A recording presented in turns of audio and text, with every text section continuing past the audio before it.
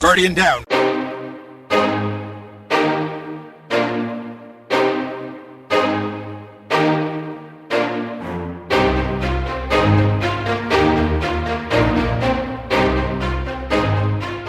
Hey, what's up, everybody? Thanks for spending your time with us today. Welcome to episode 167 of Guardian Downcast, a Destiny podcast. Hey, if you love to play the game Destiny 2, you've come to the right place. We're a couple of gamer dads that have played Destiny since that day one release back in 2014, and we're just as passionate about it today as we were back then. We discuss key news and topics in the game and community, and not only seek the stories of Destiny content creators, but we're a podcast that gives a voice to the stories of Destiny gamers out there. And in this game, it's all about community. We're the show that asks, hey, how you doing? Sorry, I couldn't think of anything this week. I've been busy.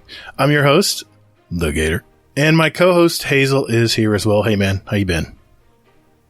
I've been doing good up until about yesterday. Uh-oh. Shit. Uh-oh. Yeah, my in-laws decided to share their sickness. Oh, no. Dude, another sickness? Really? They were of the mindset of, hey, we'll still watch your kid. We just have a cold. Jeez. And, yeah. It's not even winter there yet. Yeah. Wow. So, yeah. Like I told Kato, if you have a cold, stay the fuck away from my kid. Yeah, really. Well, what's your kid? You know? Yeah, we'll give it to her and she can bring it home to you guys as a gift. Yeah. Which is basically exactly what happened. It's been great. Oh my So, yeah, I woke up at like 4 o'clock this morning, couldn't go back to sleep because my throat was on fire. Oh, man.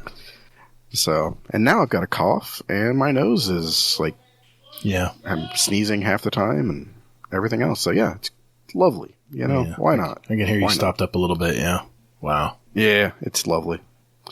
So, yeah, so that's been my week. I've got a lot of Destiny in, so that was pretty fun. So, but we'll talk about that later. Yeah, I heard you heard a lot of new community members thanking you. I guess you had run some stuff with them. We'll talk about it, though. Yeah. Good deal. Well, What about you? Anything happen? I mean, nothing eventful happened. Nothing really I think, eventful, right? nothing really eventful, but, you know, I'll try to keep myself busy with something. Yeah. Now, if most of you probably know, Hurricane Ian slammed Florida. It was damn near a direct hit in Orlando.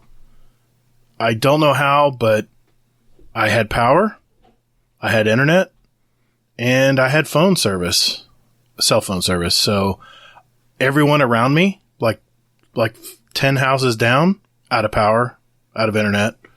I talked to my neighbor across the street. Yeah, I was out of internet day one. I'm like, wow, because I have the new fiber they just put through the neighborhood. So apparently it was up longer. But as soon as the next day came around when they had to start repairing everything, then that's when I started losing cell phone, started losing internet.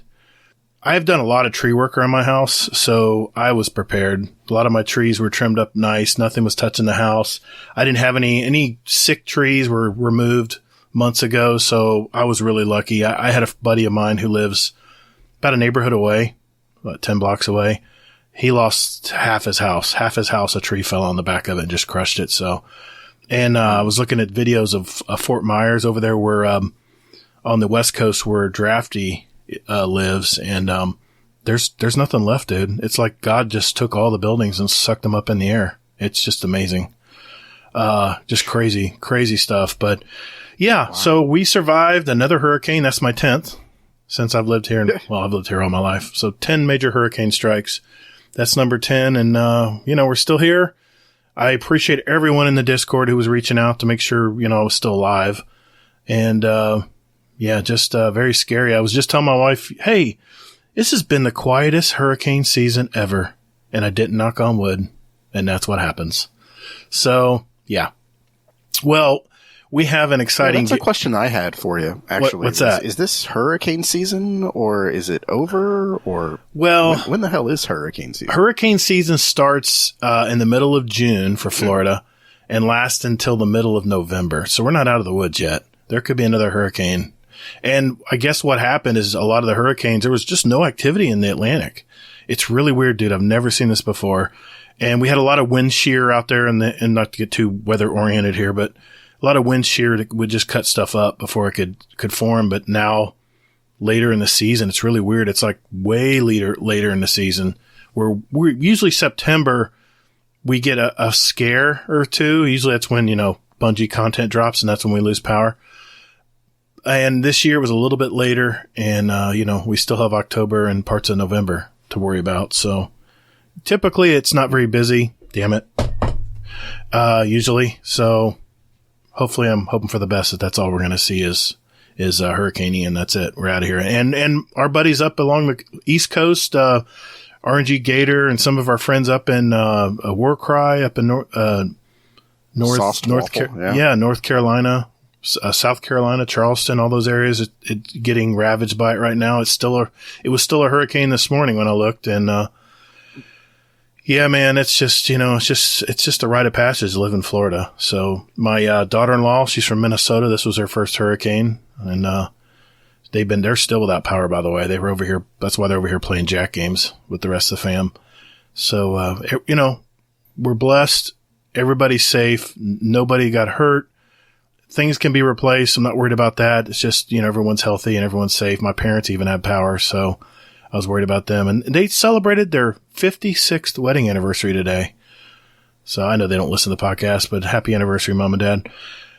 Well, we have an exciting show tonight. Another brand new guest of the show. And quite honestly, I don't know why this guy hasn't been on our show. It's been so long. Yeah, really. He is. That's what I asked him when we were talking about exactly. it. I was like, you've been on before. What the hell are you asking to be back on for? He goes, dude, I've never been on. Yeah. I'm like, oops. Yeah, he's been a long time member of our Discord and community. And, he's been a part of our raiding Sherpas for quite a while now. He does a lot of raid helps and stuff. He's the one with the cool gamer tag, and also my favorite Mortal Kombat character, by the way. It's Kato Valermus. How you doing, Kato? Oh, not too bad. Definitely not have to deal with the hurricane. Whoa, yeah. Glad you guys are doing okay down there. Yeah, thanks for reaching out, man. I got your messages and stuff, and I was in a parking lot. You guys can attest. I was in a parking lot last night, a grocery store parking lot, because I didn't have any internet or cell service, and I was just messaging you guys. Didn't even know if I was going to be here tonight. So glad everything worked out. So we got a good show. Got a good show ahead of us. We're going to hear about Kato, his destiny, his gaming story, and obviously what we've all been doing in this week in Destiny. We're going to test his twitch reflexes in our new and improved fast fire question and answer segment we call the Speed Run. Hazel's going to go over this week at Bungie for the 6th week of Season of Plunder. And we're going to go to our community, get your questions from our SpeakPipe and Discord server. And this is our question for the month answers from our community contest. And we have some drawings to attend to as well tonight, Hazel. So as you can see, it's another busy night. So let's roll.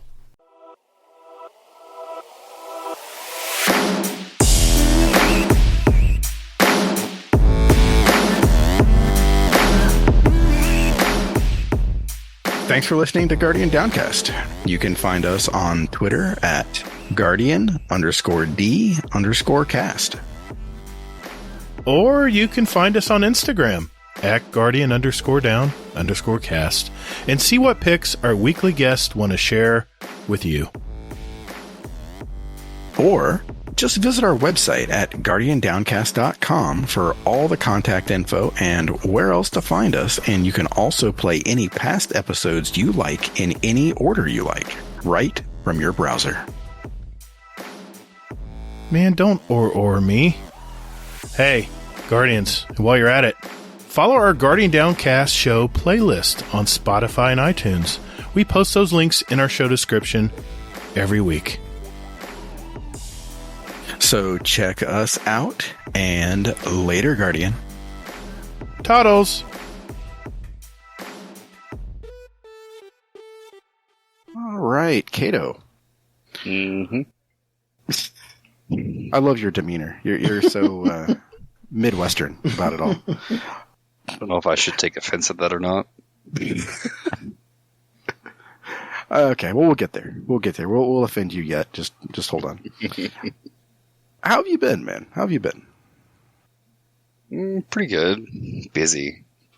Life, this wonderful thing, I can tell you. Yeah? What's been going on? Work has been so lovely. 50 hours a week. Just loving it. Oof. What do you do? So I build boilers for a living. Oh. Wait a minute. Yeah. What kind of boilers? Like the water and steam. We build high pressure, low pressure. So I weld. And to simplify it, I weld. Wow. Huh. Never knew that. Yeah. That's the current hat that I wear. Now, Hazel said Midwest. Whereabouts in the Midwest do you live? So I live in Kansas. Oh. Wow, like everybody else. Burning Wing and Agent Seems H. like it, yeah. And So H. actually, Ninja Muffin? when you had Agent H on, he's only like 20 or so miles from me, give or take. That's hilarious. Yeah. Okay. And then, so, yeah, from Kansas. Okay. Nice. Mm-hmm. Yeah. The land of Oz. I'm glad that we didn't do the bit that I was talking about. Yeah, I was just going to say. Yeah. Not in Kansas anymore. Yeah. Rip. Kato, what was your earliest moment in video games, man? When did it all begin? Were you a late bloomer? Did you start when you were younger? I would say more of a late bloomer. Okay. I mean, I have older sisters, Okay. and I remember them having a Super Nintendo growing up, and then it never really caught my interest or anything. And it wasn't till after I graduated high school.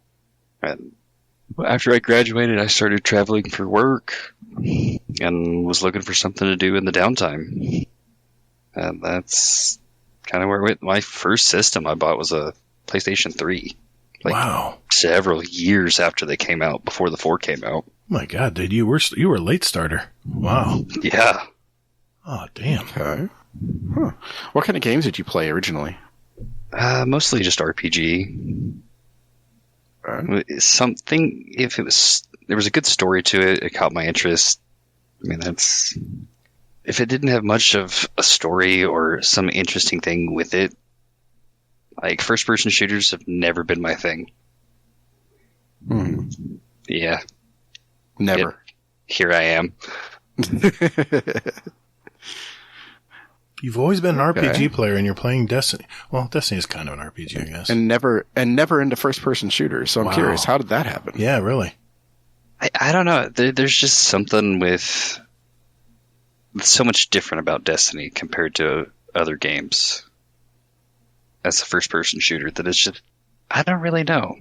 It just, the mechanics itself just seem so much better, which I haven't picked up Okay. another first-person shooter in years, but still.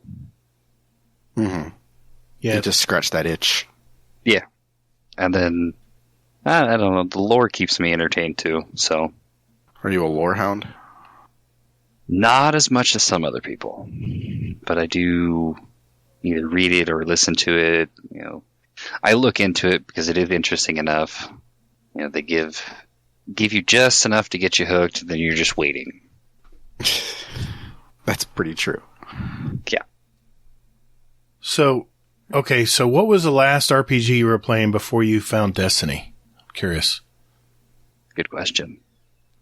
I think like the last one I enjoyed, or the last one I actually. No, yeah, the last one you were playing, and then you heard about this game, Destiny. Or I'm assuming that's how you found out. Share that too. I mean, you were playing your last RPG, and then you never looked back, right? Like most of us. Kind of, sort of. There's. Were So you after Were you like a I Final travel for Fantasy work. guy, or? No, never really got into those. Mm-hmm. I quit traveling for work about 5 years ago. Okay. And when I quit traveling for work, I stopped playing games as much for probably a couple of years. So I would say probably 3-ish years ago, you know, I actually really started looking around for, you know, a new game to play or something to play. Mm-hmm. And they had, I think it was The Witcher 3 their Game of the Year edition. Okay. Oh, yeah. So I bought it and played it, and then started looking around for other games, and didn't really want to buy anything because nothing was really catching my interest. So I played a couple free games that didn't really hit the spot. Played Warframe for a little bit, didn't really care for it, and Destiny came up as suggested games, or you might like this. So I tried it. I played it for a couple hours, went, yeah, I don't know about that. And it was like a couple weeks later, I tried it again, and just kind of slowly worked my way into it. There's some things I don't like, obviously, but for the most part, I have enjoyed it. Okay. Yeah, it's people don't. Sometimes it takes a couple tries. People don't quite grasp it at first. I have friends that are from shooters, and they tried to play it and said, "Nah, space shooter, I'm out." Like, no, but it's so much more than a space shooter, man. Anyway, when I first started playing, it was really hit and miss. There was a lot of pick it up, play it for an hour or two, and then wouldn't touch it for a couple weeks. Now, did you play since the beginning? No. Go ahead. I started at when Season of Arrival started. Oh, wow. Oh, wow. Really? Dude, it seems like you've been around longer than that. I was just going to say that, Hazel. Shit. Yeah. Nope. Wow. Yep, I started at probably a month or so before Arrivals, and then Arrivals came out, and then that's really kind of got what me hooked, is starting to do the seasonal stuff for Arrivals, and it's like, there's more to this game than just shooting stuff. Like, there's actually some depth to it. And the Arrival story kind of just pulled me in, and then it's like, oh, there's so much more to do. There's triumphs and things to grind for. There's things you have to do to unlock this stuff. Well, I've always been one of those people, like in an RPG, that I always go for the trophy completions. Right.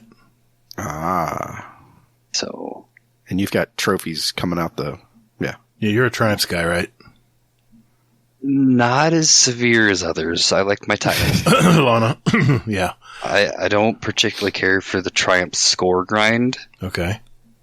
But I will put in the grind to get a title. I hear you. I know Hazel's got a question next. I got to ask, man. When you jumped into Arrivals, Season of the Arrivals, were you able to grasp what was going on? Just jumping that late into Destiny? I've always been curious about this with new players. Or were you able to put two and two together, or did you really need some kind of background? To begin with, when I first started playing, because I didn't have the interest in it, because there was nothing to really grab hold of it. Mm-hmm. And then I remember the first couple of weeks of Arrivals were kind of rough because there was no real guidance. Mm-mm. There was no directive. It's like, here's these dozen or so quests you can go do. They don't tell you that, oh, you can't do this because you're too low a light. It's just, here you go do it. So there was definitely a struggle to begin with in trying to get the concept. Learning the game was, I definitely feel for a newer player coming in. It's probably better now, but when I started, man, it was, having never played Destiny before, it was kind of rough. I think that's about the same time, Hazel, when Bife came out with that complete lore. Remember he did like a movie? I think that's when he put it out, around that same time. Or was it? I think so. About the Hive. No, he put out a complete history. He had people voice acting for him. It was a big production he did. Yeah, and then come to find out it was all wrong. But yeah. Well, and also, I remember I was cruising around IO when that's where it all started with Season of Arrivals, and I remember listening on YouTube to Mylan. He was talking about all the lore as well, but yeah, man, that's got to be tough, man. Just jumping into a game cold turkey and knowing and kind of going with the flow. Yep. That's why I asked that question. I was just curious because that's very late to get into the game. Well, I mean, but people are getting into the game all the time. Yeah, I mean, hell. That's why I asked, because I'm curious how he got caught up to speed. It was definitely interesting. Like, so when I started, we still had Red War, Shadowkeep, Warmind, Curse of Osiris. Right. Wow, the Red War was still in there? Yeah, I think so. I thought they took that out. Not yet. Or remember, before that. I think it's when Io was one of the sunset. Remember when they sunsetted Io and Mars and all that? I think that's when Red War went away, right, Kato? Yep. Oh. Wow. So you still were able to play the initial campaign. That's good. That's good. Did you go back and play that? I did. What'd you think about it? So I didn't do the Red War campaign until after I did everything else. Really? Yeah, that's fine. Okay. Because there was no, like... You didn't have to. Yeah, you didn't have to. Yeah, there was no do this one first, or this one first, or this one first. It was just like, oh, go do this. Okay. So Red War was actually the last one I did. I did everything way out of order. So it didn't make sense until later. I mean, I don't think you have to play in chronological. This past season. Yeah. I wouldn't go quite that far, but it took a little bit. Keitel and Callus and everything. I mean, I think of the seasons as like just a bunch of different stories. I mean, there's a general narrative that continues to go on now. It builds up to something usually every year, but I think of season as just a new story, a new story they pluck out of the game. At least it seems that way to me. But all right, sorry Hazel, I was just curious. I was curious how he was able to handle that. Yeah, no, it's a good question. But no, I don't really think that's the case now with seasons. I think now seasons are pretty much where sequential. It's at. Yeah. Yeah. Yeah. Now it's all, connected and everything else. Yeah. So, well, have you both done like the new light campaign since they've redone it? Yeah, I did. Yes. I have all the accounts. Okay. I just picked it up from the kiosk on my main character. Yeah, I did the same thing because I was curious. It's pretty boring to me. It was. I get it's very boring, but it gives you more of a directive. It actually introduces you to different parts of the game instead of just throwing you into it all at once. And you don't unlock the planets until you unlock the previous one and experience that planet. I like how they do that. How it slowly unlocks the game for you. It doesn't throw a map at you and go, there you go, where are you going? Yeah. It does hold your hand, but the story just is not very satisfying. And I always worry that people are going to say, this is so boring, I'm out. Because the gunplay, the cool weapons, my God, the weapons, the supers, the building, all the elements of Destiny, they're not really able to experience a lot of that. They're kind of just peeking in from a small window, And you're hoping it takes. That's not any different than any other game, though. Is it? Okay. You're not going to get the cool shit until a couple hours in. Okay. Yeah. And I was going to say that, too, is I cheated on Destiny lately. Yes, I did. Big surprise. Yeah. What the hell is your issue? Just fucking with you, man. Mr. I can't play because there's a hurricane.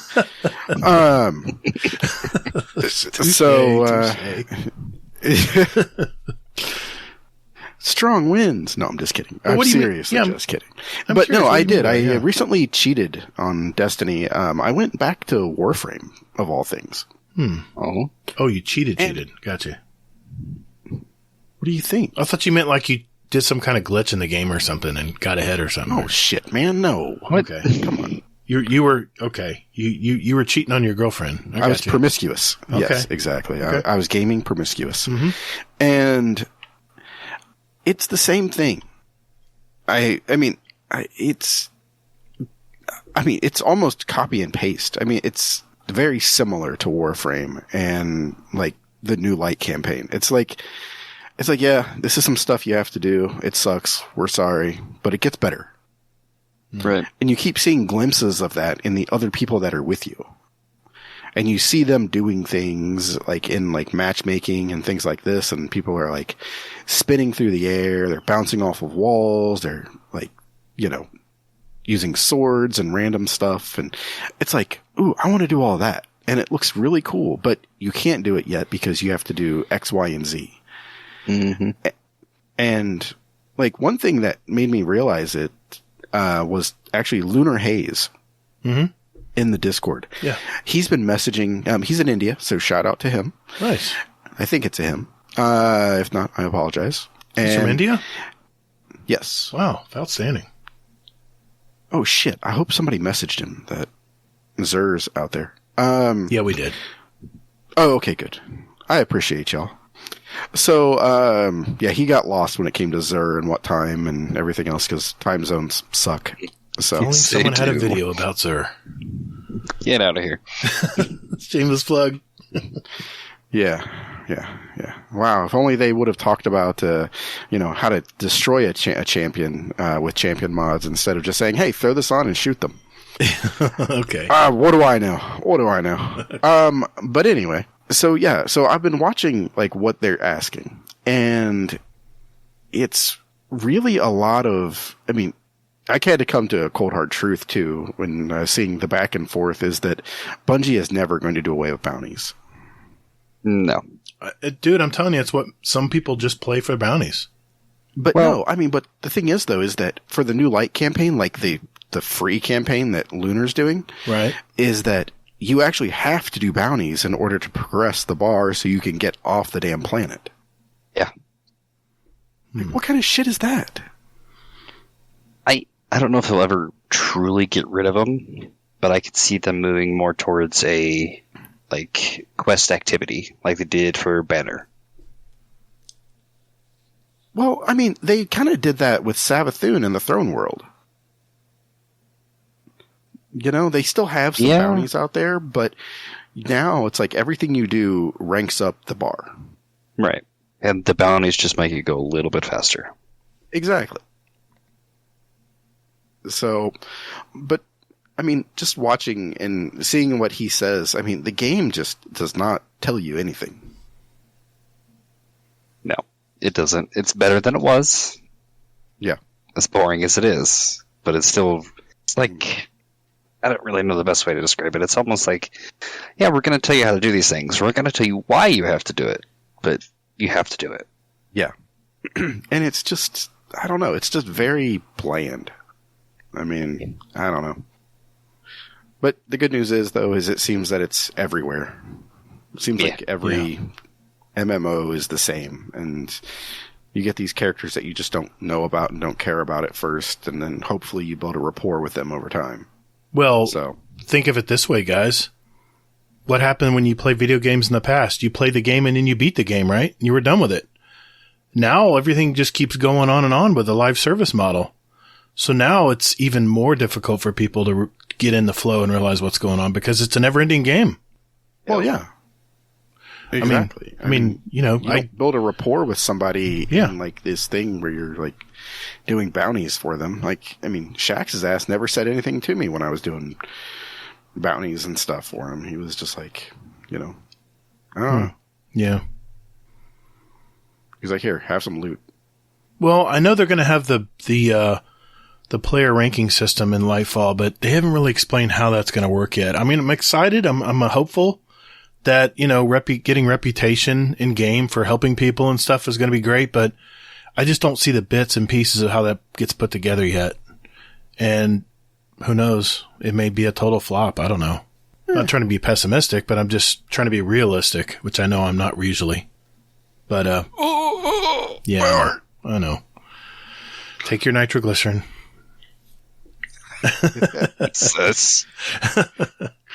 Coincidentally, I've been watching Better Call Saul, so that strikes a chord, I think, right there. So, all right. Well, that was a nice little, tangential conversation that we had there. We tend to do those. So, yeah. No, that was fun. That was a fun little rabbit hole to fall down. So Kato, why do you play video games? You kind of hinted at it earlier, or said it earlier, but... Yeah. So when I was traveling for work, it was just a good way to de-stress and just, wind down for the night. Because, there was really nothing else to do. Mm-hmm. And I'm not much for watching TV. Never really have been. And it was another alternative of being able to, put your mind somewhere else. Yeah. But now it's still kind of the same thing. It's a good way to de-stress at the end of the day. I mean, with the communities and everything, it's you're connecting and talking to people that you don't actually have to see and deal with and make plans with. Mm-hmm. I like that. I'm just curious, Kato. How did you originally find our community? Was it because you were with Hub, or? Yeah. Okay. Yeah. Since we all share communities. Okay. Yeah. Which it didn't dawn on me until I think I'd been on the Guardian Hub for a month or so that I didn't even know GDC existed.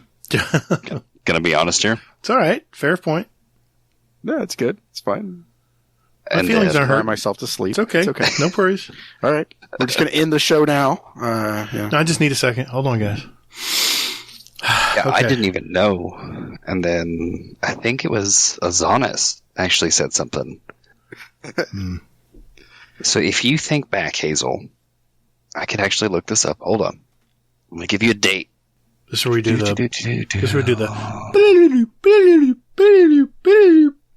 Yeah, probably. All right. Leviathan, right? Okay. Yep, that's what I thought. This was September 30th, 2020. You were there for my first Leviathan clear. How the hell do you know that? hell? How'd you look that up so fast? Raid report? Okay. Yeah, got raid you. report. Got He just you. went to his first one. I got you. Really? Really? Huh. And then I think it was like episode 80 something. You mentioned it. And Azanis told me about it. I'm like, wait, there's a whole nother podcast and community and all this? Like, what?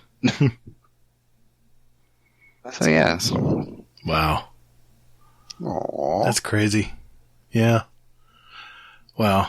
I have to ask you this, Kato. It's Laz, it's required. Laz has me required to say it now in every podcast. Dude, do you do bounties? It's kind of like a catch-22. Mm-hmm. Because I absolutely hate bounties. But Go ahead. like this season was a little different because you only had to be 1560 for the raid Right. for day one. Mm-hmm. With Val, you had to be higher. With Vault, you had to be a little higher. Right. So normally, no, I don't bounty hoard or anything like that. But this season, the only reason I did the bounties was so I could unlock champion mods. I got you. I do like clan bounties. That's about the sum of it. And I do the transmog bounties. Yeah, clan bounties are good. They help the clan. They give points to the clan. You rank up faster. That's always a good thing. Well, All and right. they give you, a pinnacle. Oh, absolutely. Absolutely, yeah. As Yeah. far as other bounties, no, I don't. Okay. That's fair. That's fair. Unless it's for seasonal events. Or Then the you seasonal have to event do- says you have to do bounties like Plunder Yeah. did. And Yeah. so many people message me going, do you believe they're making me do bounties? I said, yeah, good for you. Yeah.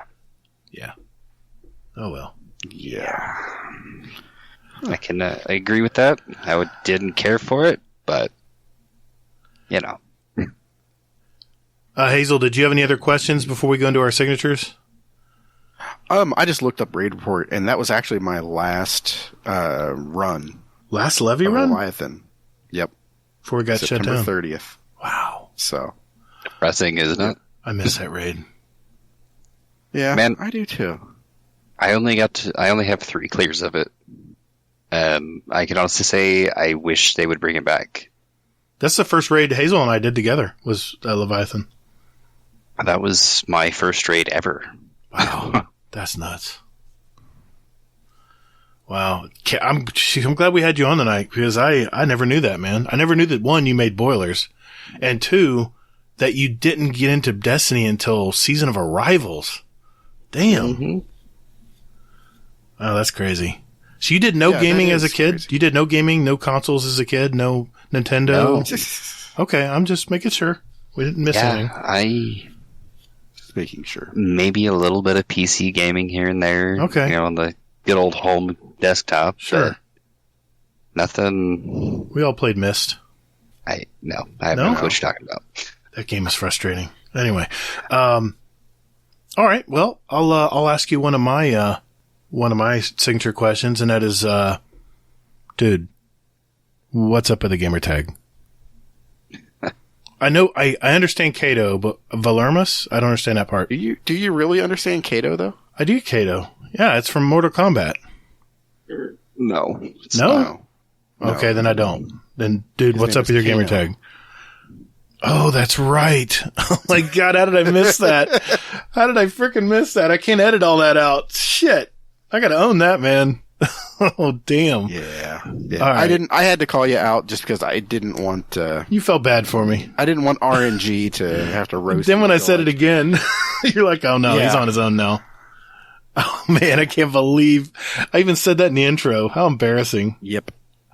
Oh wow. Oh well, that's on me. Yeah, you're stuck with it now. That's on me. Yep. That's on me. Kano Valermus. I think we're gonna have to rename you. Yeah. Hold on. Let me get in the Discord. All right. So what's up with the gamer tag there, Kato? I was never really big on picking anything when I first started out. It didn't make any sense. And then I remember watching, I think it was an episode of Top Gear when it was still the original 3. Oh yeah. It's a great show.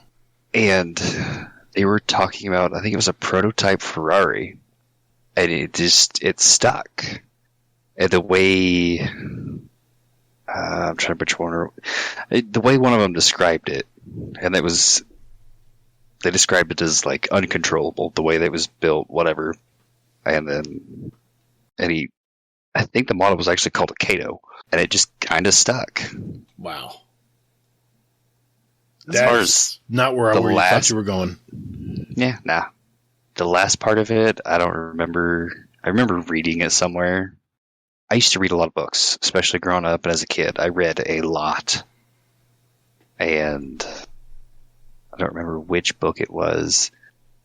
But essentially, it translated in the book to, it was another word for fire. So at the time, it just kind of registered as put the two together and you had uncontrollable fire. And I just kind of stuck with it. Nice. Lamos. Okay. I like it. Nice. Okay, Hazel. Gatr thought you were a Green Hornet fan. But I was totally off. No. Yeah, that's an old person joke right there. Mm-hmm. If you got that, congratulations, you're old. Well, they did remake it. You got to remember. I was just say, or you remember the Seth Rogen movie that bombed miserably. Yeah. Yes, it did.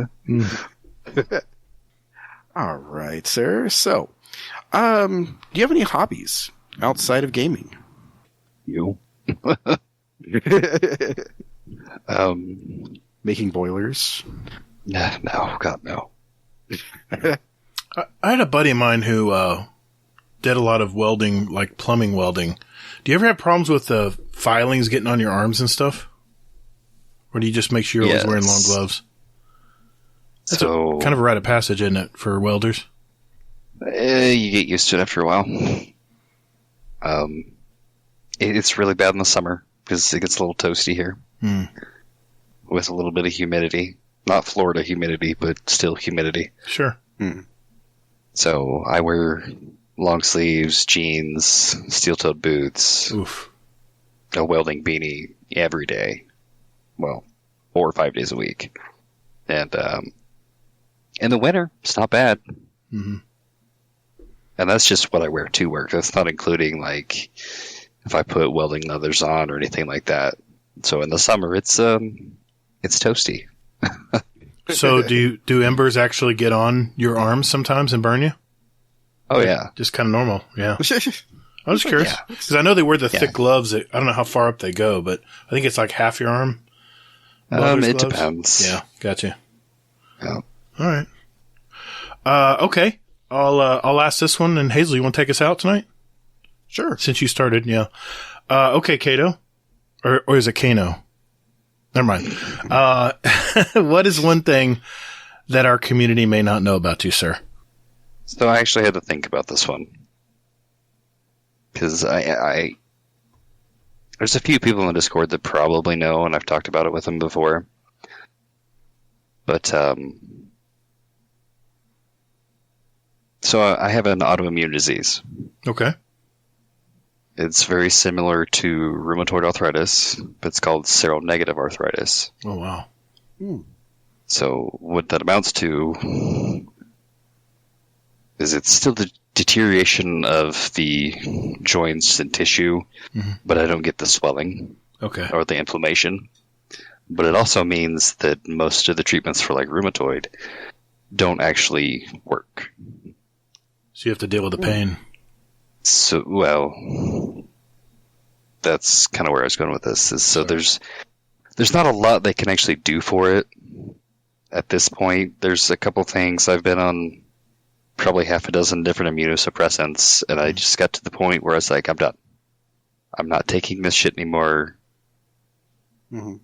So now it's, and I refuse to be on any sort of like pain medication. Because I was on it for quite a while and just I wasn't happy. I got you. Yeah. So, which I don't know if you've ever raided with me or gamed with me or done anything in the game or been on comms with me before. I'm kind of grumpy. I don't talk a lot, and a lot of it just. I guess the easiest way to say it is I'm constantly in pain. Dude, I never knew. So I never knew that. It's kind of like I wouldn't say it's how I deal with it. It's just kind of who I am as a person at this point. Yeah. So I just thought you were always being a smartass to me all the time. Now I know why. Sorry, I had to lighten that up. Damn, dude. Dude, that sucks, man. I never knew that. Man. You know, that's why we have that's why we have our community members on, because there's so many things, dude, that we don't know about them. You know, and now we do. Yeah. Well, thanks for sharing that, man. And I'm sure that somebody will reach out to you and say that, hey, I've got the same thing, or I've got a sibling that does, or something like that. And right. It's just crazy. It's like nobody talks about stuff like that until somebody else does, and then it's like, oh, hey, it's okay to talk about this stuff. Yeah. It's there was probably I don't know, a 3-4 year span when I was trying various medications and whatnot, and it was one of those, the side effects of it outweigh the benefit of it. Right. Yeah. I mean, well, hell, you just watch any commercial and you hear like a list of things like kidney disease, liver disease, death.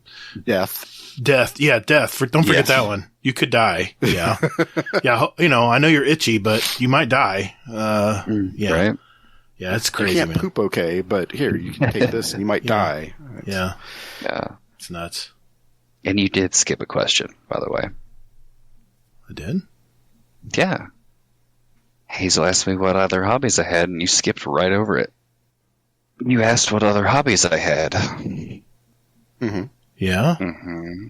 I don't see... I didn't give you an answer. You never did? Nope. No, Gatr. Oh, you just said no. I don't have any other hobbies. Sorry, man. I didn't want you to... I thought that was end of the answer. Sorry, man. I have several hobbies.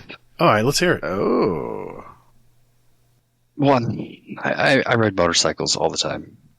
What? Nice. Yep. I'm down to 2 right now, but I don't know. A couple months ago I had 6. You had 6 motorcycles? Yeah. Holy shit. All right. What are your 2 rides now? What do you got right now? What's your rides? So I have a 2018 Harley Davidson Heritage Softail. Nice. I know exactly what that is. You have the soft bags? Softail, yeah. Well, no. It has hard bags on it. Okay, nice. It's, I anniversary edition, so it's that real pretty blue color. Oh, yeah. Is it metallic paint or flat? Yeah. Oh, nice. Yeah, it's metallic. It's beautiful color. And my other one's a project. It's a 2005 Kemp Custom, which was made by a local guy that passed away a couple years ago. Is it a tribute bike? Are you like? No, he one of the smaller communities kind of around me. His family owned a motorsports shop he was growing up, and he got into building custom bikes when, building choppers was the cool thing to do. I remember those years. Custom choppers were the thing, man. Yeah. And he kind of got into it. He built a handful of them, and then he died in a wreck in like 2018. Oh, that sucks. So, oh, wow. He took 8th place at a SEMA show, I think. Really? That's some really neat ideas. Man. It's like, you ever heard of Big Dog motorcycles? Yeah, I've heard of Big Dog. They're made like 70 miles from me. Or they were. Really? That's where they started. Nice. That's pretty cool. Dude, I never knew you were a bike guy. Shit. Mm-hmm. I mean, I'm like you with video games. I was very late into bikes because my mom would never let me ride one. I rode many bikes and 3-wheelers when I was little on our property I lived on, but I was never able to take one on the road. I could ride dirt bikes, but never a street bike. And I didn't get my first street bike until it was a Harley Davidson 1200 that my employee owned, and he was wanting to get rid of it. And I bought it off of him. Dude, what an awakening. What a feeling. I was hooked. I was in, man. And of course, I moved up quickly into bikes once I got the feel for it. I always knew how to ride clutch and stuff. I took my class and all that stuff. I bruised through all that stuff, but I was hooked. But I had to sell all my bikes when my kids were growing up because I was getting too stupid, especially on my Hayabusa, and I had a Gixxer, and I had a Harley. I think it was a 2000.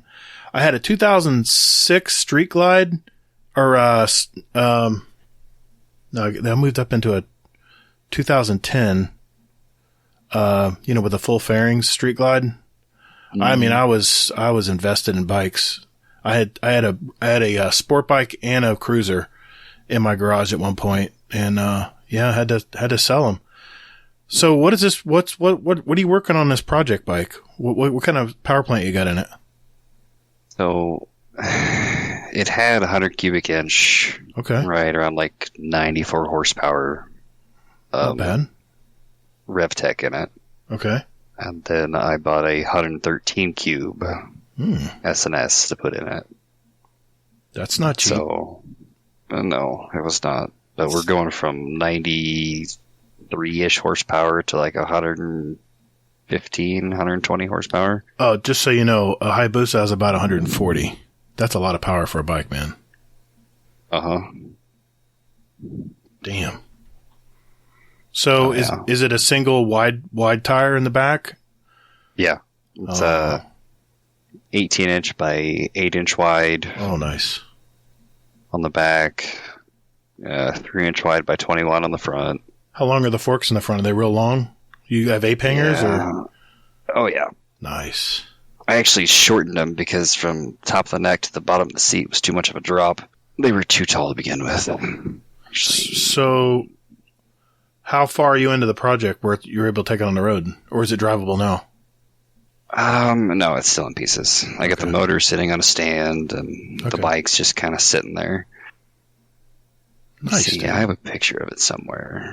Yeah, can we put it on our Instagram? Mm-hmm. I can send you pictures of both of them. Yeah, hell yeah. Yeah, perfect. Hazel can throw that in Instagram, yeah. Yeah. Nice, man. So I never knew you were a bike guy. While you're looking that up. Yeah. Yeah, while you're looking that up, what other hobbies do you have? Yeah. I cut you off. I used to, I don't anymore. I haven't touched it in a couple of years. I used to actually make knives.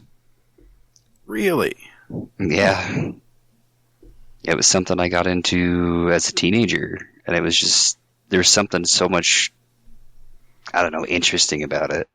And then life got in the way, and haven't touched it since. But outside of that, what kind of knives? I'm just... It's your standard, like, fixed blade. Nothing too fancy or anything. Okay. Huh. Yeah.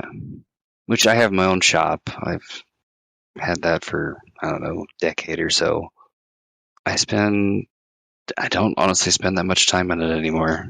I used to all the time. I had several project cars, and I just don't anymore. Yeah. I mean, I bet it's hard with, what's going on and everything, so. Yeah, bad part is the shop's full.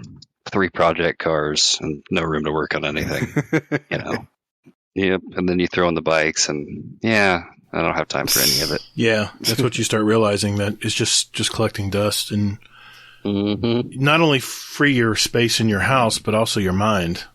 Those things hover over you, when they're just sitting there. I mean, I still got my one car in the garage, and it just sits there, and it just kills me every time I walk by it. So. Oh, wow. Those are beautiful, man. Oh, sweet. Dude, that Heritage. I love the pipes on it, too. Yeah. Dude, nice spokes. I like the black rims, too. That is sweet. When I came across that at a local dealer. Not even a Harley dealer, just a power sports dealer. And I looked at it and went, nah, I don't need it. And then I seen what they wanted for it. I'm like, it's a little much. And then I really got to looking at it and the things that have been done to it. I'm like, you know what? Fuck it. That's a nice bike, man. Has that got the full light bar in the front? I can't see from here. It looks like it does. Full chrome light bar? Got the headlight and the two spotlights on the side of it. Yeah, okay. Nice. I might have another picture of when I actually bought it. Look. Dude, that's a sweet... I love black. Black was what color my 1200 was. I didn't even tell you the best part. What's that? For being a 4-year-old bike, it only had 2,000 miles on it. Oh, that's most of them are garage queens. I know mine didn't have any miles, and I traded mine in either. They were like, holy crap. You got what? Yeah. 1,000 miles on this thing? I'm like, yeah. Yeah. I don't travel on it. I just ride it. So, the first bike I ever bought was a 1984 Yamaha 400 Special. Oh, wow. Yeah. I had it for a couple months, and then I bought a Harley Sportster. And I ended up getting rid of that. And I got a 86 Honda Magna V65. Oh, wow. Honda made some nice V-twin engines, man. Oh, that was a V4. That thing was... Beautiful bikes, too. Honda made a good bike. Yeah. Yeah. Okay. So, Kato, I gotta know. What made you buy your first motorcycle? I knew... So I had an uncle that was always into it. The only one out of my family that was really into it. Everybody else kind of, they bought one, they wrecked it, or they didn't ride it, or whatever. Right. And I rode dirt bikes and mini bikes as a kid. And then I had a neighbor that ended up moving down by me. It was a unfortunate thing for him because the house he was living in caught on fire. So he ended up moving into this empty house that was across from my shop. And I'd known him for years. We grew up in the same town.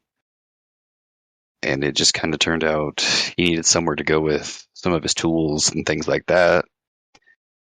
And he really kind of, wouldn't say got me into it, but gave me that opportunity of, here, go ride it. He's just one of those kind of people. It's like, he had one, and he goes, here, go ride it. Just get on it. Oh. And from there, it's been... Bad part is I don't ride near as much as I would like to. Mm-hmm. See, I had an uncle for the opposite reason.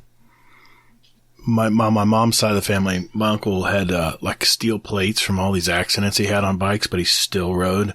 And my mom always used him as an example. See what happens? You ride a bike, you're gonna have a steel plate in your ribs or your hip or whatever. And I'm like, Oh, I don't want that.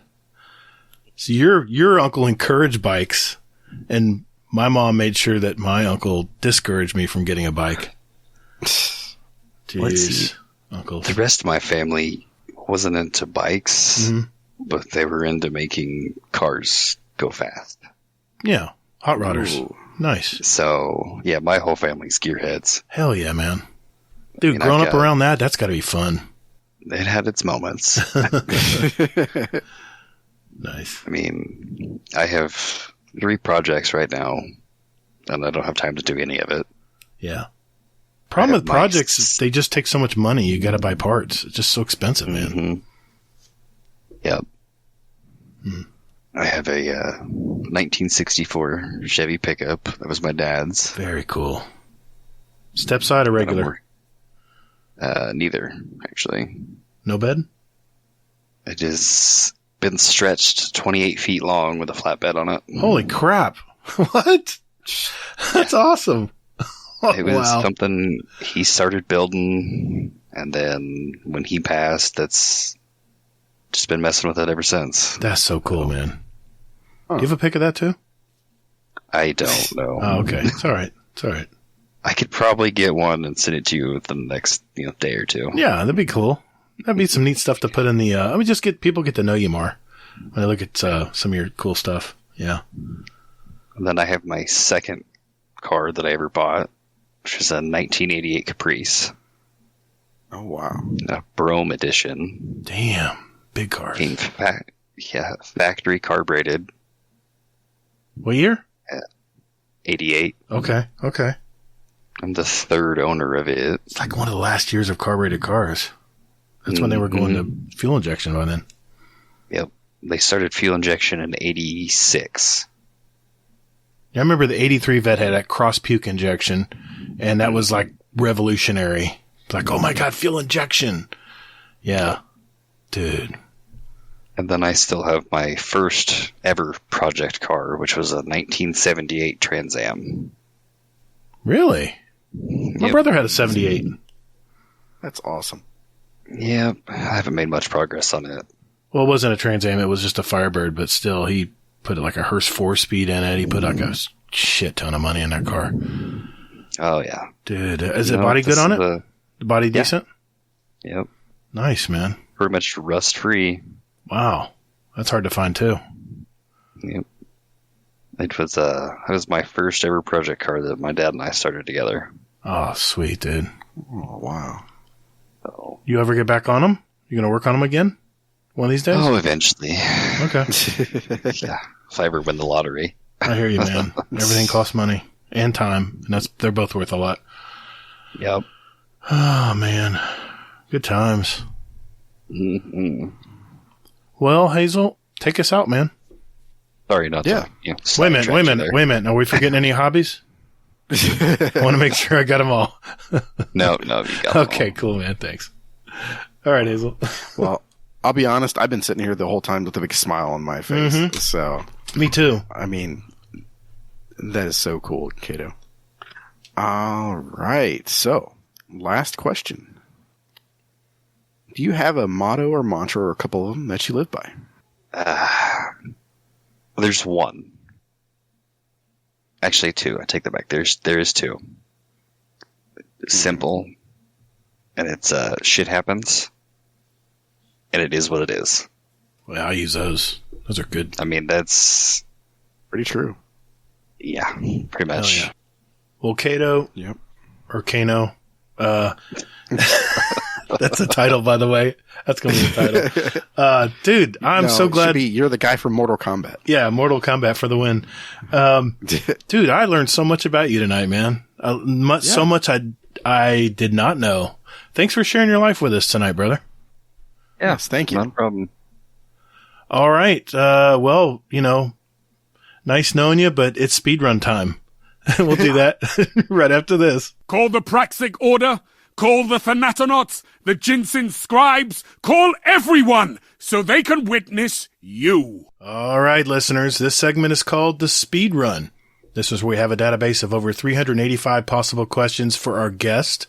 And Kato here is going to have 90 seconds to answer as many as he can. These are short 1 or 2 word answers. And at the end of the year, the guest with the most answer will win a prize and title of 2022 Speedrun Champion. The questions are custom curated by me, so no one can memorize the order. And just quickly answer what comes to mind, of course, within context. Tonight, I'm going to read out the questions from my list. Hazel is the timekeeper and quality control expert. In the event of a questionable answer, Hazel's decision will be final. Our leader so far is 41, and that would be Mr. Rodimus Prime. And I've been assured that Hazel has the correct counter tonight, so it's on him. Yeah. If you listened to our show last week, sorry, Hawkslayer. We might have had an error in our calculating time. Yeah. We still love you, though. Yeah. All right. What do you say, Kato? You ready to do this? Yeah, I suppose. All right, here we go. 3, 2, 1. Warlock, Titan, or Hunter? Hunter. Name one possession you can't live without. A lighter. Void, solar, arc, or stasis? Solar. Should there be freelance solo strikes? No. Boba Fett or Mando? Mando. Mortal Kombat or Tekken? Mortal Kombat. Ryan Reynolds or Ryan Stiles? Ryan Reynolds. Strikes, Crucible, or Gambit? Crucible. What would be your ideal career job? Working for myself. Would you live at the beach or a cabin in the woods? Cabin in the woods. If you could choose, who would voice your ghost? Matt Damon. Human, awoken, or exo? Exo. What's the best sandwich? Ham and cheese. Saint 14 or Mithrax? Saint 14. What's the worst job you've ever had? Food processing. What's your favorite Destiny planet? Io. Taking King or Forsaken?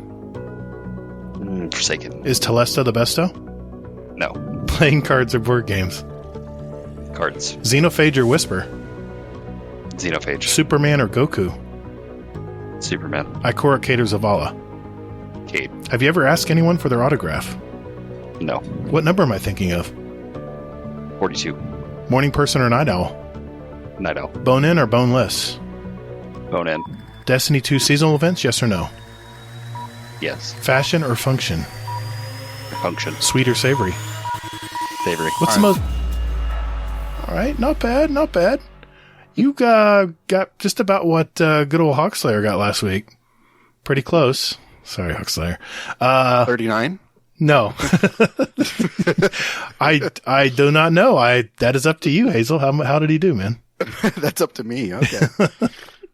Just fudge those numbers a little bit. Yeah, no one's counting. 29. Yeah, that's 29. Not bad, man. That's right there, right in the bell curve, man. Nice job. I like how you took your time answering. You actually thought of them. Thanks, man. Yeah, exactly. Hey, Matt Damon. Matt Damon, great answer, man. I was like, Matt Damon? Why Matt Damon? Why not? He just has a cool voice, man.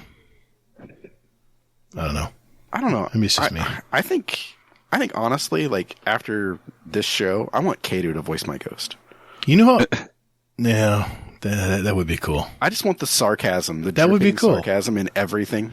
Like, hey, Guardian, you gonna get up? Dinklebot. You gonna get up sometime today? See, I almost said Peter Dinklage, then I had to think about it. He did voice it. He did it. Well, you could have him back.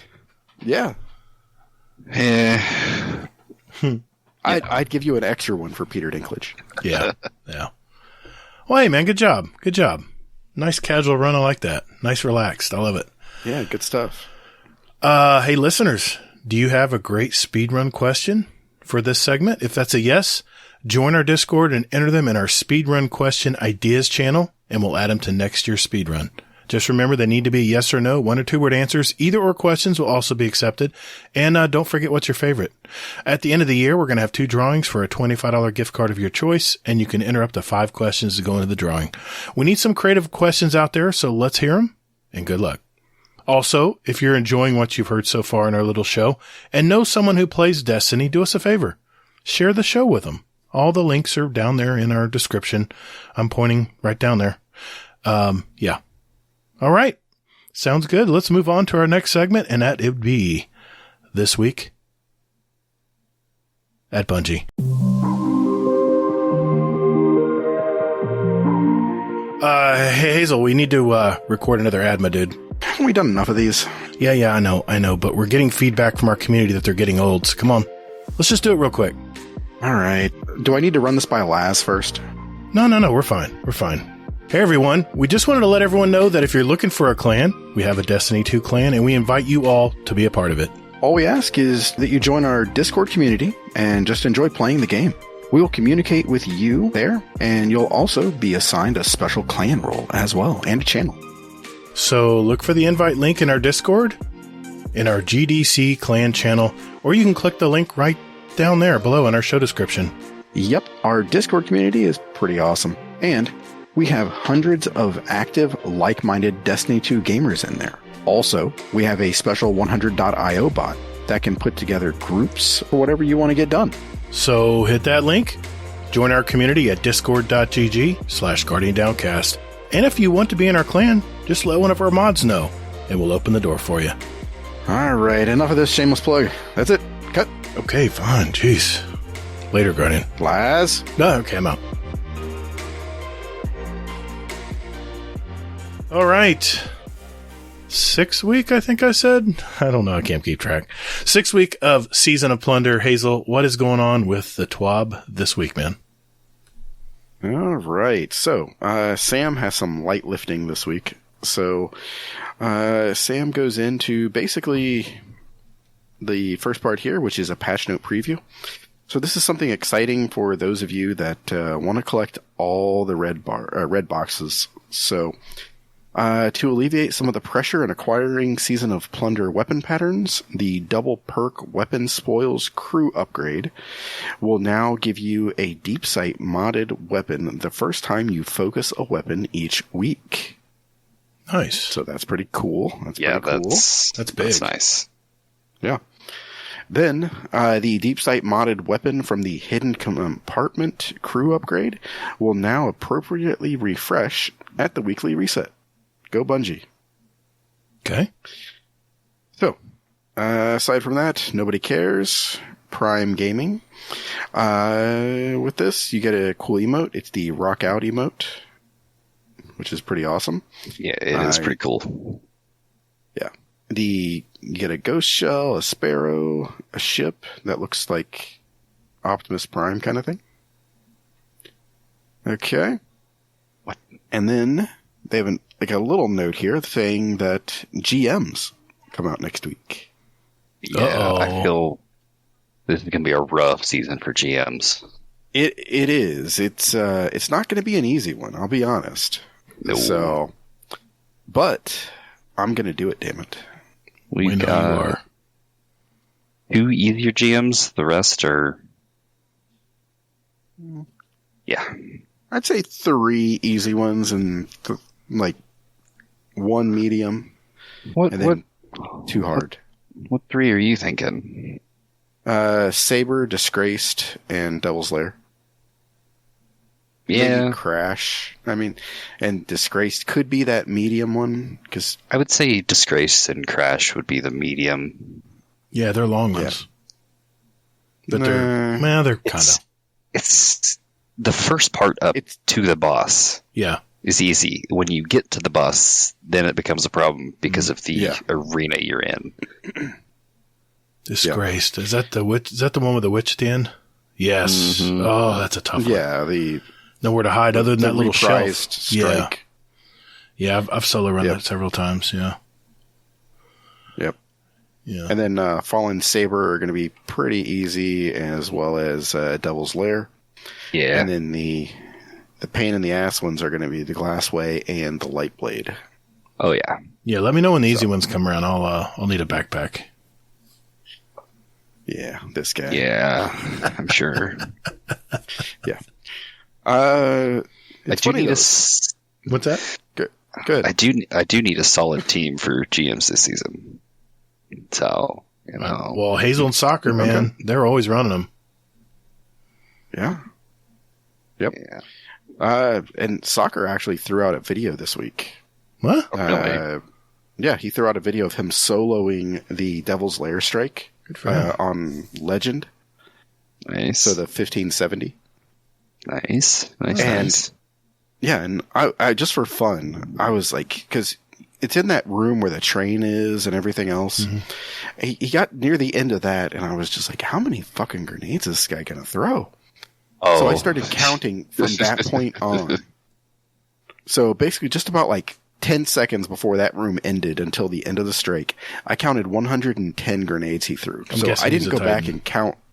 Yes. Yeah. Yeah. So I didn't count the ones before that, but from that point on, 110 grenades. Damn. That is nuts. That's crazy, man. Jeez. Yeah. So, and I was like, okay, well, I'm going to do this too. And, you running Heart of Emerald Slide or something? Yeah. Okay. On Arc. And basically basically it's throw a grenade, dodge, get your grenade back, throw a grenade, dodge, and just keep that up. It's like wait a minute, Titans have a dodge? Yeah, the thruster. Oh, that thing, yeah, okay. It's like the gameplay loop on the Oculus before Void changed. Yeah, you said dodge. Yes. Okay. Wow. Yeah. Okay. So I did it. Nips called me out because I had 3 deaths. He's like, yeah, you got to work on those deaths, though. So I was like, you motherfucker. The grumpy old gamer. You. Yeah. So I started getting like flawless ones, and I was like, there we go. All right. Nice. Good. So it was fun to do it flawless and hit the 100K solo. So nice. Wow, that's not easy. Yeah. Yeah. Well, it was actually. Not for me. It unlimited grenades. And everything. Well. Yeah. So, yeah. What have you guys been up to this week? Kato, what have you been up to, man? A lot of raids. You do a ton of Sherpas, man. I try to. Whether it's somebody new through or just somebody that needs guided through. Mm-hmm. I knocked out this week's Master Challenge for Kingsfall. So nice. Grinded for that seal, man. Wasn't it War Priest this week? Oh yeah, dude. I heard that was a bitch. It is. Oh god, the timing is so tight. Oof. It is. Because you got to exchange the buffs within like a 5-second window, and it's tight. Yeah, and it's master level. Yeah. Mm-hmm. That means you got more champs. I saw videos of people like running Titans just so they could use Thunder Crash to get back. Yeah. Wow. Yeah. Using a super to get back to the group quick. Wow, that's crazy. Yeah. Yeah. Yep. It's super tight on timing. It is a lot of fun to do. Like, you get a good team together that's not going to take it too serious, but serious enough, and it's doable. Well, you guys have fun getting that seal. I will. And I will make sure that it's every time I see you, it's on. Yeah, you'll have it on while you're raiding with me, I know. I know you will. Yeah. Gatr, what about you? Obviously I've been, I haven't had much time to be online this week, but the little bit of time I did do the story this week. I actually just got that done, this morning because I had to run a ton of catch crashes for this week's, mission,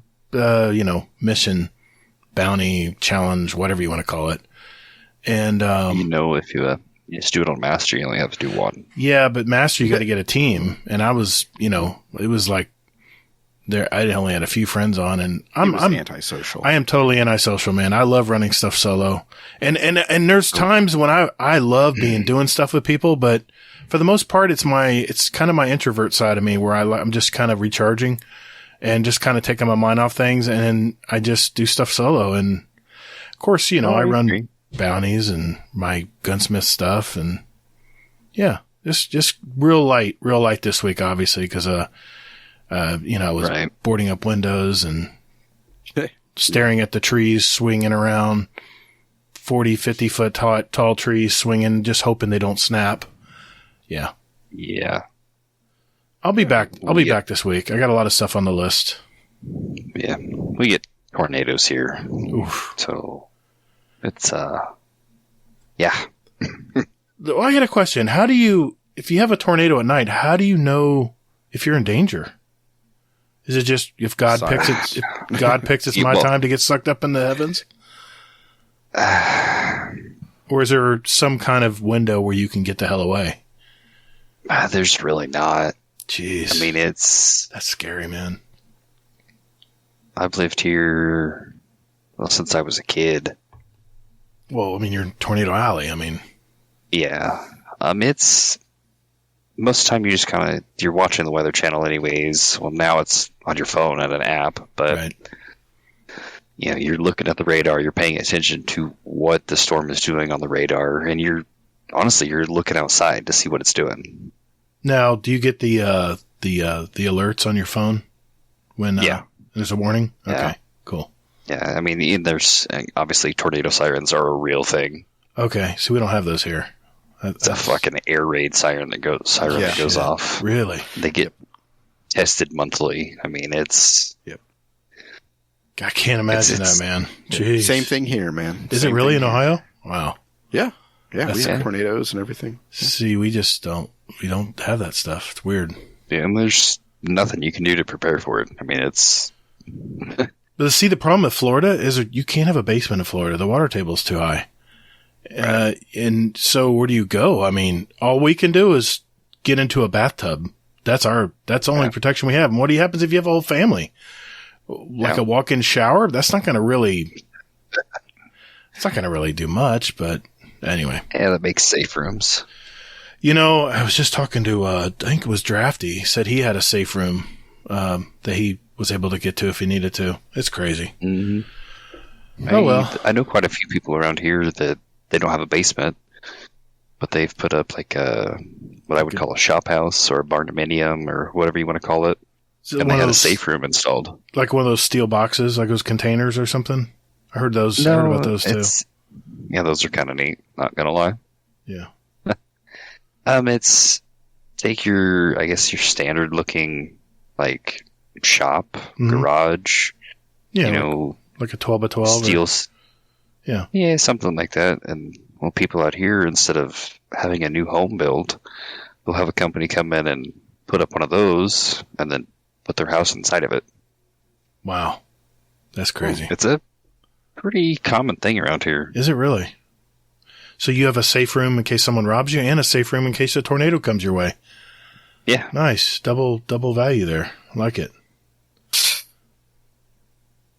Oh, yeah, you're a shitty salesman, Gatr. I'm not, Yeah.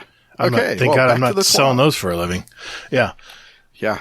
Yeah. Hey, it's like a casket. That's a good way to look at it. Yeah. Yeah.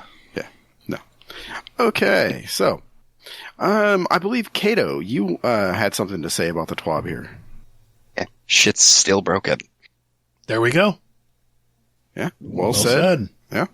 Yep. My Artifice armor from last season is still broken.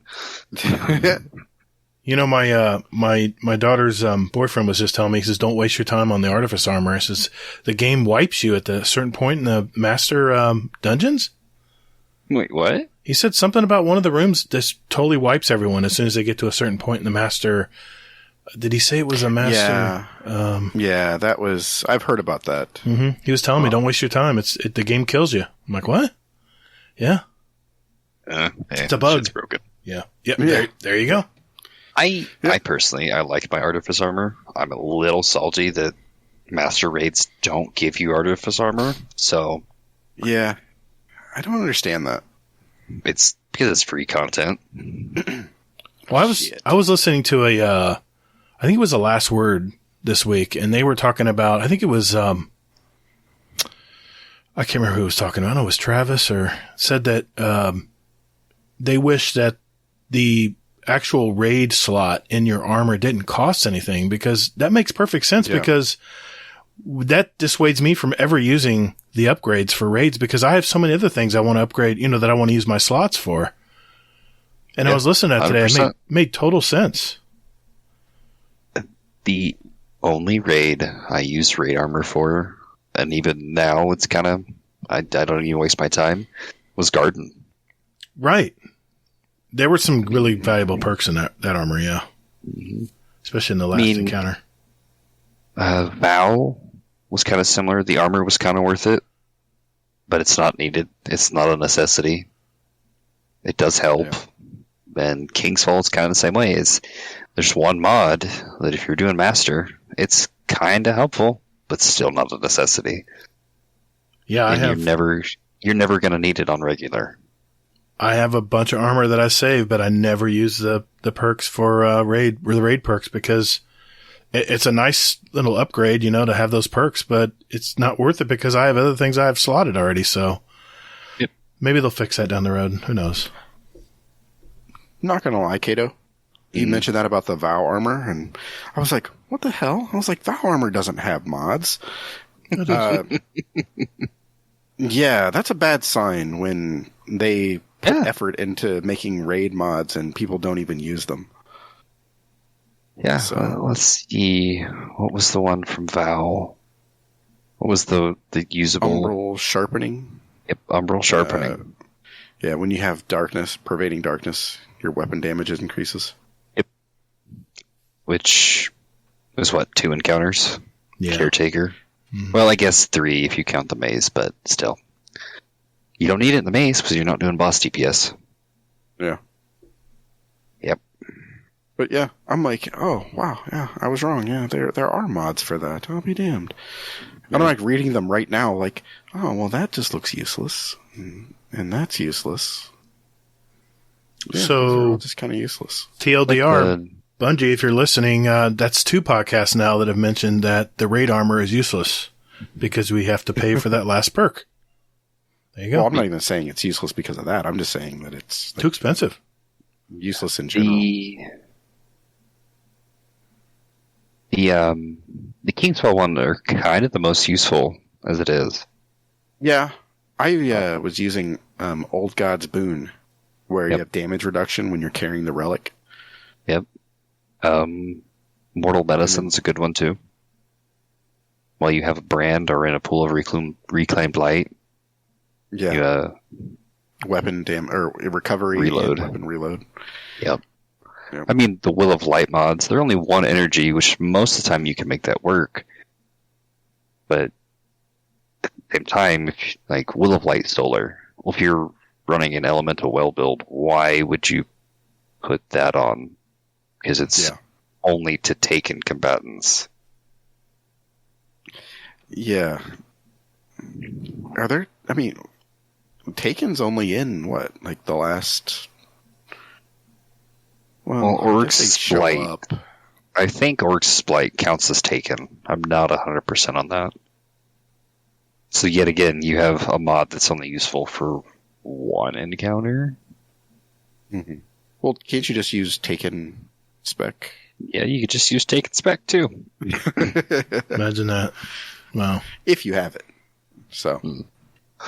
Yeah, because those mods are elemental specific too. So you can only get them in the Dreaming City, I think. No. Well, Taken specs strictly from. Was that from Last Wish? Right, the raid, right. I was meaning the Will of Light for King's Fall. Oh, right. Gotcha. Arc is obviously Arc Elemental, Solar is Solar. So it's like, it's not now. Yeah. Yeah. Like I said, a lot of people don't even know what the mods are because they don't use them. Too expensive. Yeah, they're not too expensive. Well, they're just... Did you just run out of slots to use it? Well, yeah. King's Fall people just don't use them because they're just not good. They're not worth it. They're not worth, even at free, they're not worth taking off something else. Right. I mean, I would say. If they were free, maybe a little different. I mean, the ones for King's Fall are only 1 energy across the board. I guess most of them are actually pretty cheap. Some of them. Gardens are not. But at the same time, in my opinion, they don't really... The cost is not worth it. Even at 1. Like, it's not worth it. Lord Cognito is who said that. Now I'm thinking about it. I want to make sure I give credit where credit's due. Lord Cognito on Last Word was talking about that. So, yeah, shout out to Lord Cognito. That was a good point. Holy hell. What? Those mods are 3 energy? Yeah. They're not one. One sounded pretty cheap to me. In the garden ones, I mean. Oh, yeah. Oh, okay. Holy shit.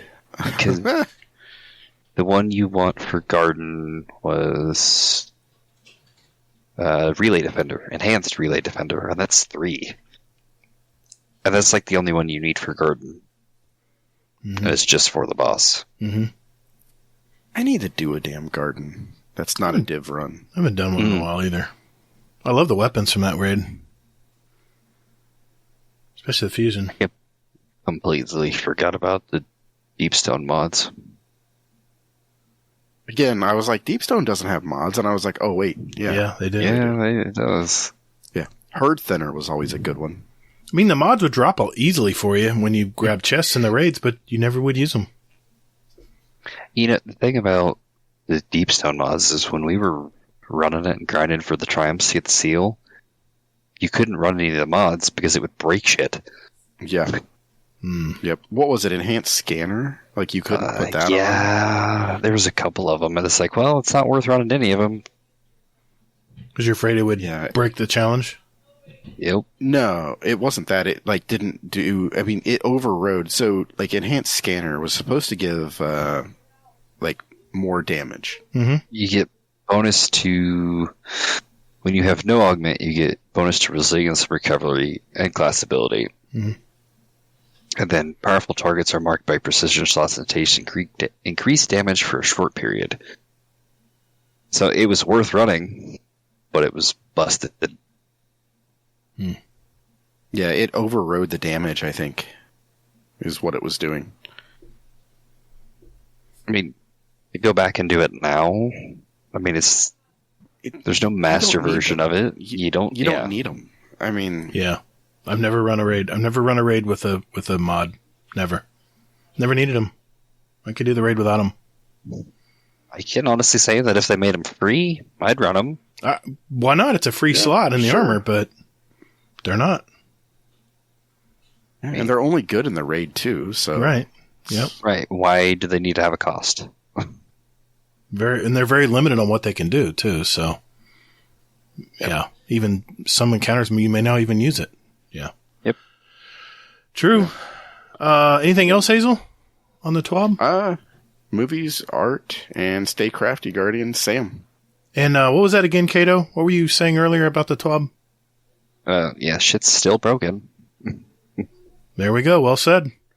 All right. And let's move on to our next segment then. This is where we're going to get community questions. I can't wait. It's going to be some good ones. We'll be right back.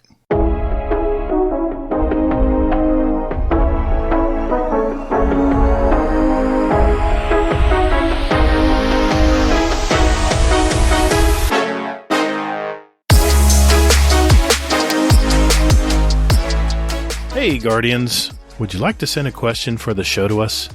There are 4 easy ways to do it. First, join our Discord server. There's a join link in our show notes.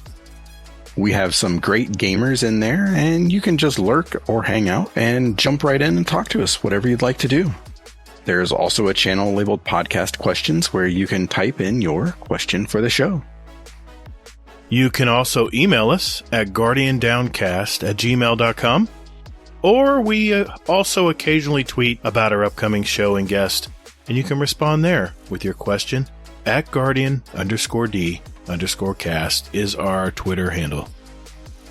Finally, you can send us a voicemail with your questions at speakpipe.com/GuardianDowncast, all one word, and we'll play it live on the show.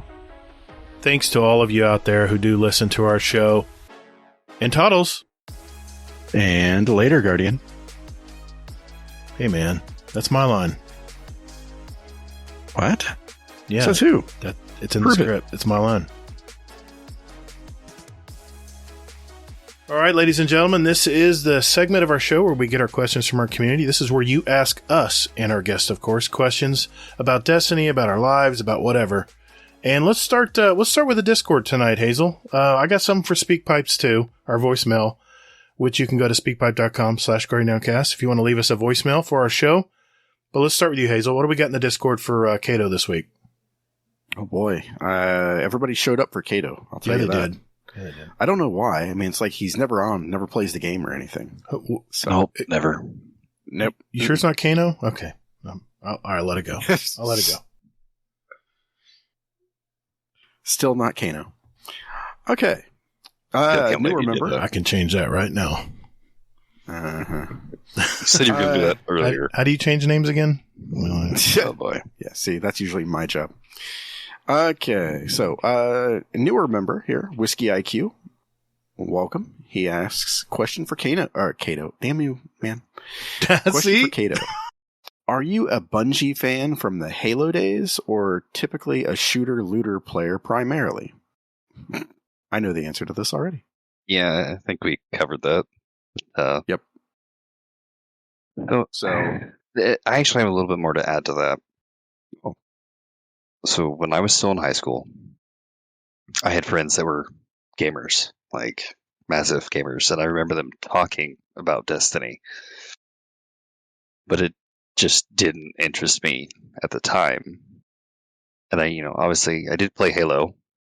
Like, I don't know what person my age and younger and even older didn't play Halo at some point. Never really got into it. Just really wasn't my thing. But I did watch a lot of the Red vs. Blue skits. I loved Red vs. Blue. Right? I still watch one of them, and it still makes me laugh. All the time. All the time. Do you have a favorite episode? Oh. Man, it's been so long since I've watched them that I couldn't even tell you. Oh, yeah. I'm going to have to find mine, and I'm going to throw it in the show feedback channel just for fun. Like, is their channel still up? Or did they finally... I feel like I seen something probably 3-4 months ago. I don't remember if That's what it was. right. About a that. serious production. I don't remember now. It's gonna bug me. Yeah, Rooster Teeth. Yeah, it's a video game company. What the hell? Yeah. Yeah, it's still on there. Yeah, season 1 complete, season 2 complete. Yeah. Yeah. God, I love Machinima. Yeah. That's a throwback. If you know what Machinima is. Right. Hey, I'm not old. All right. So, Gatr, Machinima?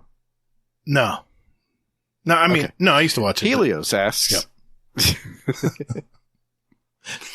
Yep. Question for Kato. Are you or were you ever in a bikey gang, is what he asks.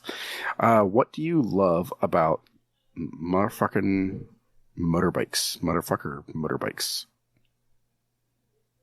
For the first part of that, no. Never have been. And currently not. I do associate, and I know quite a few people that are. And it's nothing like you've ever seen on, movies or TV. It's nothing like that. I'm not saying stuff doesn't happen like that, but, it's, I guess the best way I could probably describe it is it's very similar to, like, a gaming community. Everybody gets together, does things together, a lot of benefit rallies and rides and things like that. Poker runs. Most people... Stuff like that. Oh, yeah, poker runs are a huge thing. Mm-hmm. Not that I would know about that, but yeah. Hey, man, they're fun, and they're always for a good cause. That's what I love about them. Nice. I mean, you're looking at around here, your average poker run is going to be like a 100-mile loop. Okay. And that's going to be... It's a nice day's ride. Oh, yeah. I mean, that's a good couple hours. Mm-hmm. You spend $20-$30 buying a hand. Money goes to a good cause. It's always fun to do. I always enjoyed doing them when I rode. My buddies love doing them. And everybody had a poker run. So everyone offered one. Yeah. So, yeah. That's cool. As to the other part about it, one, the kind of like, I don't know if I necessarily say community that goes with it. I don't like riding with other people unless it's for, benefit rides or poker runs or toy runs. But it's just that freedom you get. I mean, there's nothing quite like it. I would definitely encourage that if anybody ever offers you to go ride their motorcycle, just do it. Grab it. As long as you know how to use a clutch. Don't be scared of it. Just go. Yeah. I mean, when it's you in the road in the open air, it's just amazing, man. It's almost a drug. It almost is a drug. It's pretty damn close. It's yeah. It's when I told my brother, I said, it's the ultimate convertible, dude. Ultimate convertible. Yeah. Nice. And then at some point you'll get comfortable enough. You'll be going down the highway, just sitting there, not holding on to anything. Been there, done that. Just enjoying life. Yeah. I mean, you forget sometimes you're even riding. You sometimes. Well, I heard the Heritage bikes have like a soft spot where you go to a certain speed on the highway and you just feel no vibration. It's like just like the perfect pitch, because it's a confusion motor. So you that's why it lopes so bad. That's the design of a Harley engine. But my buddies would always tell me there's a exact speed or pitch on the highway where it's like just the perfect set speed where you can just sit back and you just get nothing. It's just like silk. Yeah, there is. I've yet to find that, but it's because you're not going fast enough. Probably not. Probably not. I every time I'm on mine, I do 75, 80 all the time. Hell yeah! You got pegs out that front on the forks? Yeah. Nice. I always wanted so those. I kick my feet up, set the cruise, and I just go. Definitely put that in Instagram, Hazel. That's a cool shot right there. Yeah. That's a cool shot. I'll pin it. I know there was an episode 3, 4, 5 back that was, about texting and driving. Mm-hmm. Well, what about texting and riding? Part of the reason I quit riding in Florida is because it was the blue hairs, but now it's because everyone's on their damn phone. Oh, I know. I'm so I get paranoid. It out here. Yeah. I live in a hell of a lot less populated area, and it's still a thing. Still a thing there? Yeah. Oh, yeah. It's between the texting and driving and the old people on their phones, man. Mm-hmm. Like talking on the phone. Mm-hmm. Well, I'm good. The blue hairs here, it's just like I'm backing up. I've lived a long life. If you're in my way, I'm sorry. I'm rolling the dice today. Or I'm pulling out. Gatr, you just like that picture because you can see his feet. So I wasn't going to mention that. Anyway, there's some nice riding boots, though. Yeah, I mean, old people just pull out, man. They just don't care. I know you're on a bike, but sorry. Yeah. And it's not like it's quiet, so I don't get it. Yeah. Yeah, that's why that's a good thing about having a Harley is it's noisy. It tells you I'm right beside you on the highway. I'm right here. That's one of the safety things. People thought, well, these Harleys are so loud and noisy. I put custom pipes on mine and everything. They were even louder. And it's because I wanted people to know I was there. Hell, I even have a video of me going down the highway. Nice. That's sweet. Nice, man. That's funny. All right, Hazel. Oh, yeah. Next. No. Go ahead. Finish your thought, man. No, I normally I don't ride mine back and forth to work very often. I don't want it to be how I commute. Yeah, you don't want it to take the joy out of it. Yeah. I'll ride in all sorts of weather. I don't care. Rainstorms suck. They suck. Rain sucks. It does. But that's kind of the the fun part is it might rain. It's whether or not you can beat the rain home. Roll the dice. Can I make it home before the rain comes down? Yeah. Those afternoon rainstorms awesome. are brutal here, though, man. The drops were so large, pinging on your face. Yeah. Ugh. Yeah. Yeah.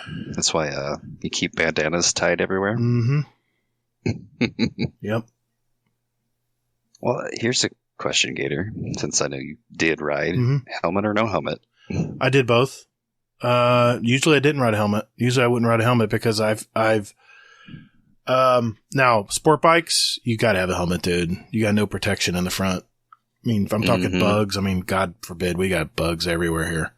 And you get anything in your face at that speed, you're gonna feel it. Plus you worry about your eyes and stuff. But no, cruisers, no, I didn't wear a helmet. Do you ever hit a bird? I've never hit a bird. I've hit a lot of things, but not a bird. And I got a bird to collarbone. What? Ooh. You wouldn't think, a bird only weighs a couple ounces, but yeah, but one of those situations, I was racing a storm home. Mm-hmm. I was probably doing 90, 95, and I caught a bird to the collarbone. Yeah. Talk about making a grown man cry. That was rough. How black was that bruise the next day? Yeah. Mm-hmm. Sorry, I just keep laughing at I took a bird to the collarbone. I know a guy that's a good title too, man. I gotta write that down. Bird to the collarbone.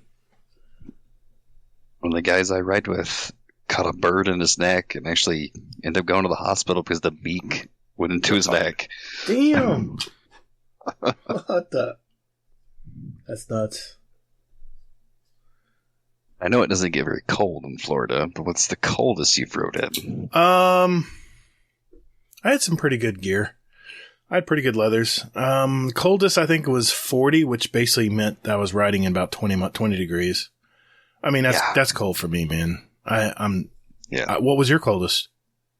About the same. Okay. It was a nice sunny afternoon, and I was out way too late. Gotcha. Didn't have the right gear because it was nice during the day.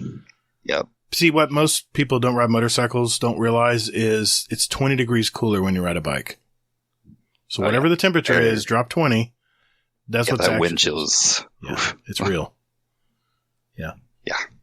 Yeah, I was a lot of chattering days. A lot of teeth chattering on the way home. Yeah. Thank goodness we didn't get too many 40-degree days here, though. But hey, man, the winters, the air's so clear.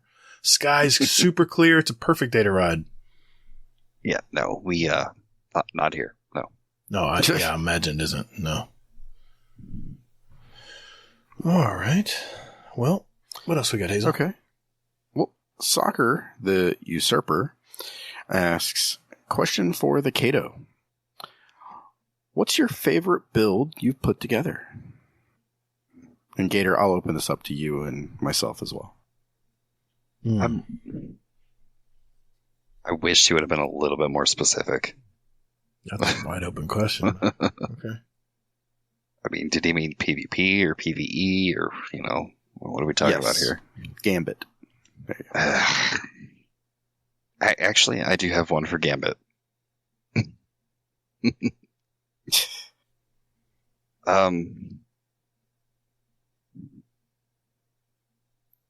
Man.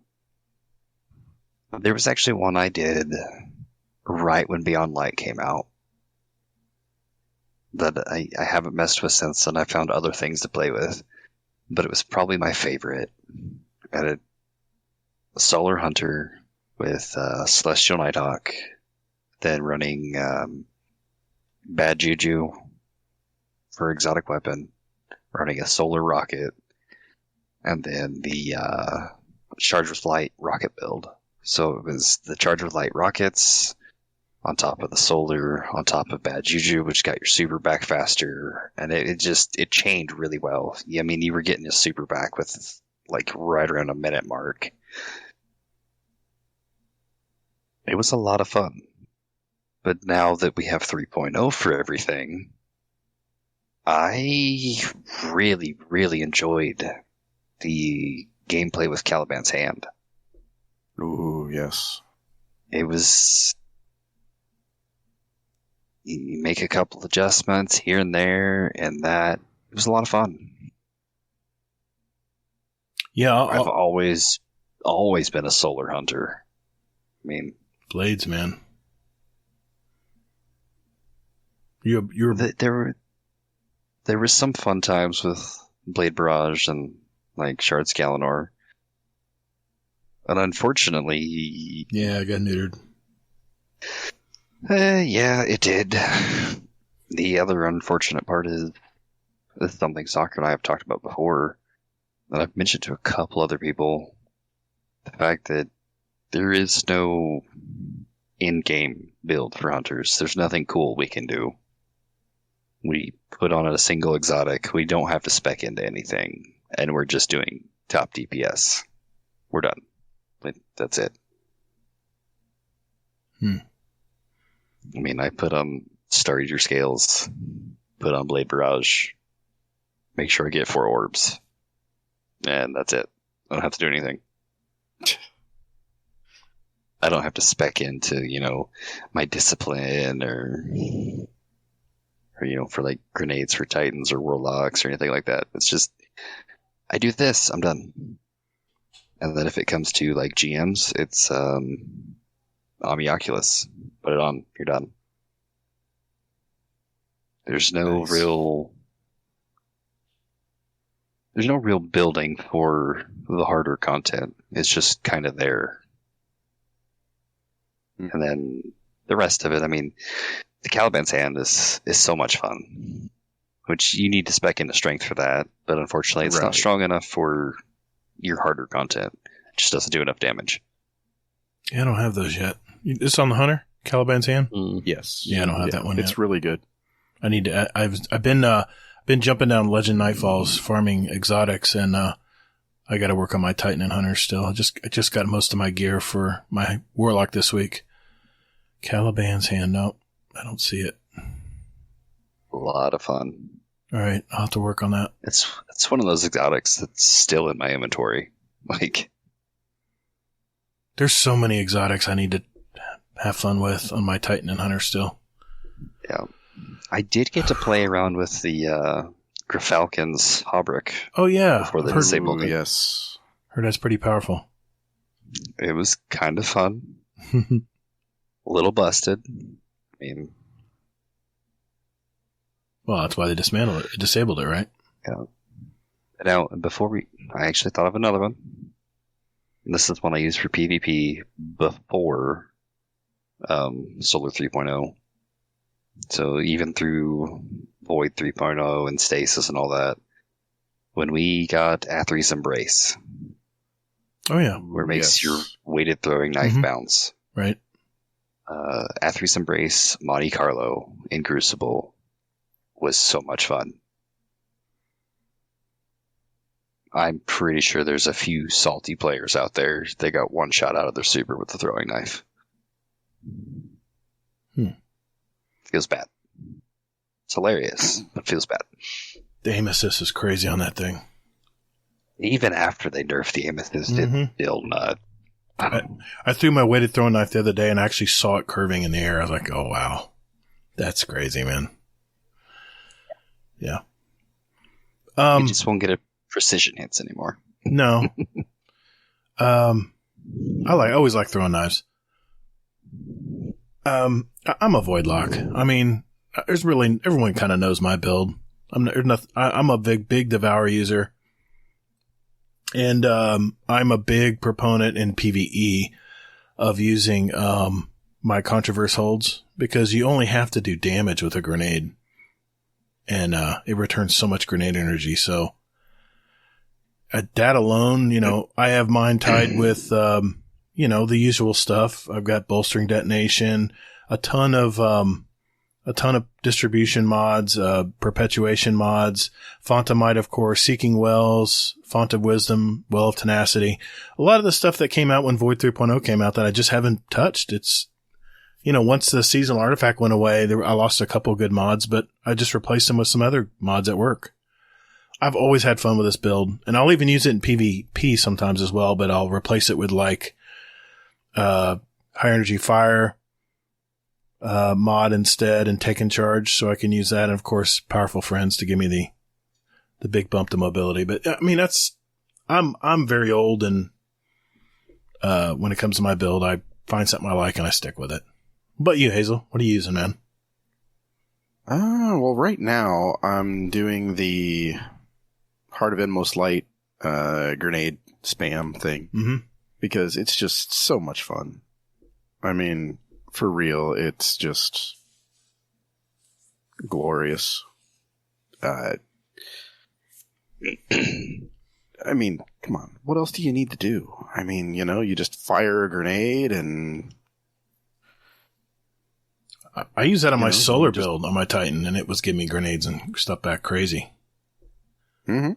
Exactly. It's a great exotic. Just, I mean, it's beyond crazy and easy. Mm-hmm. So, I mean, I'm all about that. Besides that, I'll run solar if I'm doing that, and I've got the Loreley on, and I mean, it's just, there's so many options. That's the thing. Nice. So I'm all on board with Arc and Solar 3.0 and that kind of thing. I don't know. I feel bad for people that aren't experimenting with stuff like this. I need to. I could agree.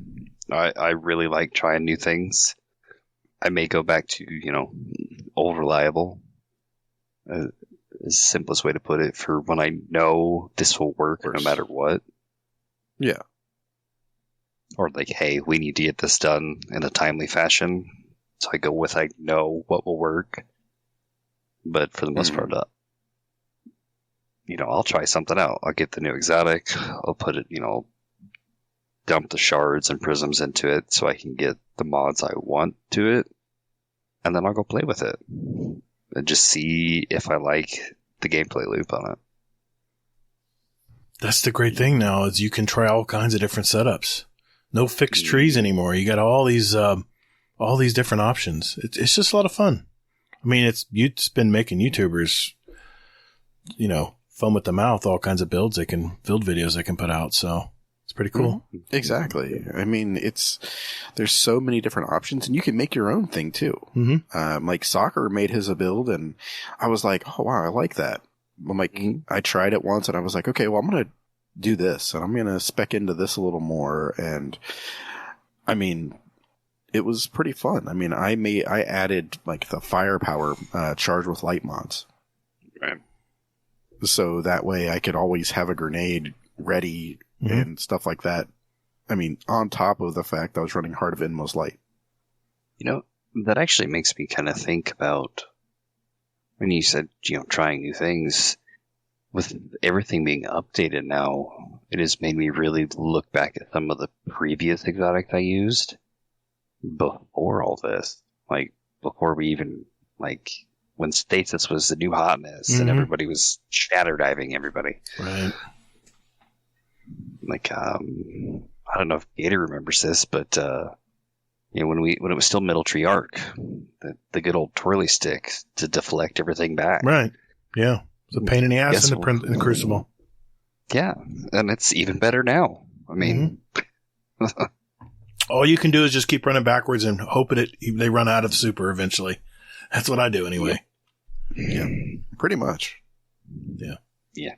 Still a lot of fun. Yeah. It is. I'll be honest too. You want to do one more for Kato? Oh, sure, I can. There's a ton here. Okay. So, Rodimus asks, I'm going to kind of go out of order here. Question for Kato. Favorite weapon loadout? Again, just as vague as... I know.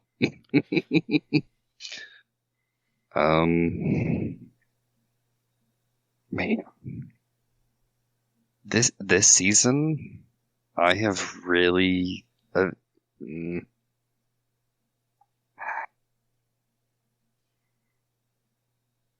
yeah, could have been a little more specific. That'd have been really helpful. This season, right? I will. This season, it's been the new fancy $100 auto rifle.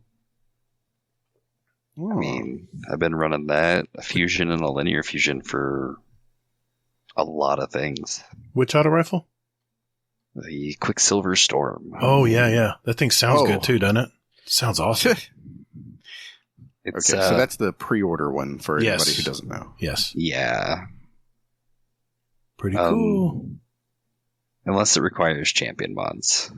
I don't know. I use it in a Legend Lost Sector, and I was using it for anti-barrier champion mods I put on it. Mm-hmm. For auto. Yeah, it was working okay for that. Oh, yeah. Yeah, I mean, that's pretty much what I've been running. It's just nice. That auto rifle, a fusion rifle. I still run my Cartesian. I've been running my Midas Reckoning from the raid. Mm-hmm. How you liking that fusion? I'll like it a lot more when I can craft it. Yeah, me too, man. It had a lot of kick in Destiny 1. It was a crazy fusion, but I heard it's a lot tamer now. It's pretty vertical. Nice. The roll I've been using here recently is pretty vertical. I mean, it's field preps for rounded. Mm-hmm. It's not a bad roll. It's not bad because you're going to be eliminating ads around you. That's a good perk to have. We use a lot during Daughters and Oryx. Yeah, a lot of ads too. Yep. Cool. Okay, I'm going to go with a speak pipe. Got some here I've had for a while, and figured let's go ahead and play them. This one, speaking of Rodimus. Here we go. Question for the show. If you can only listen to one kind of genre of music the rest of your life, what would it be and why? Oh, that's an easy answer for me. What about you, Kato? Or Kano. I'm sorry, Kano.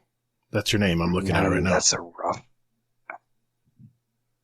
Did you notice I changed it? Yeah, I did. I'm going to have to say probably metal. Okay. Because there's so many different subgenres that it would never... Yeah, you'd have a lot of room there. Yeah, there's a lot of room there. He wasn't specific enough, again. Hazel? That sounds like Rodimus. Yeah. I'd probably have to go with rock. No. You got to get more specific than that. Why? All right, whatever.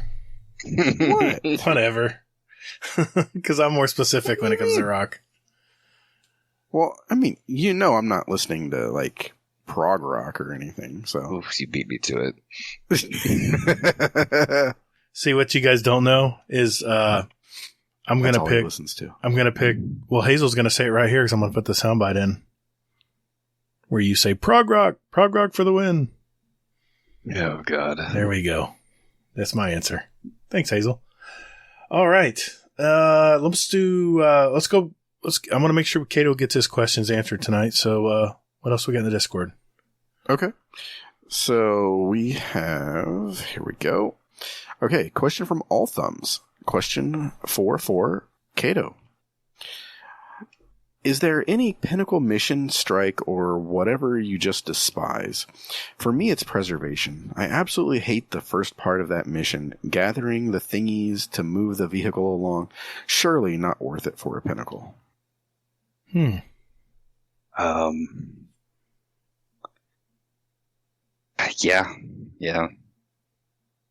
I don't honestly remember the last time I ran preservation. There's certain strikes that if I decide to do my weekly strike pinnacle, that I will just leave.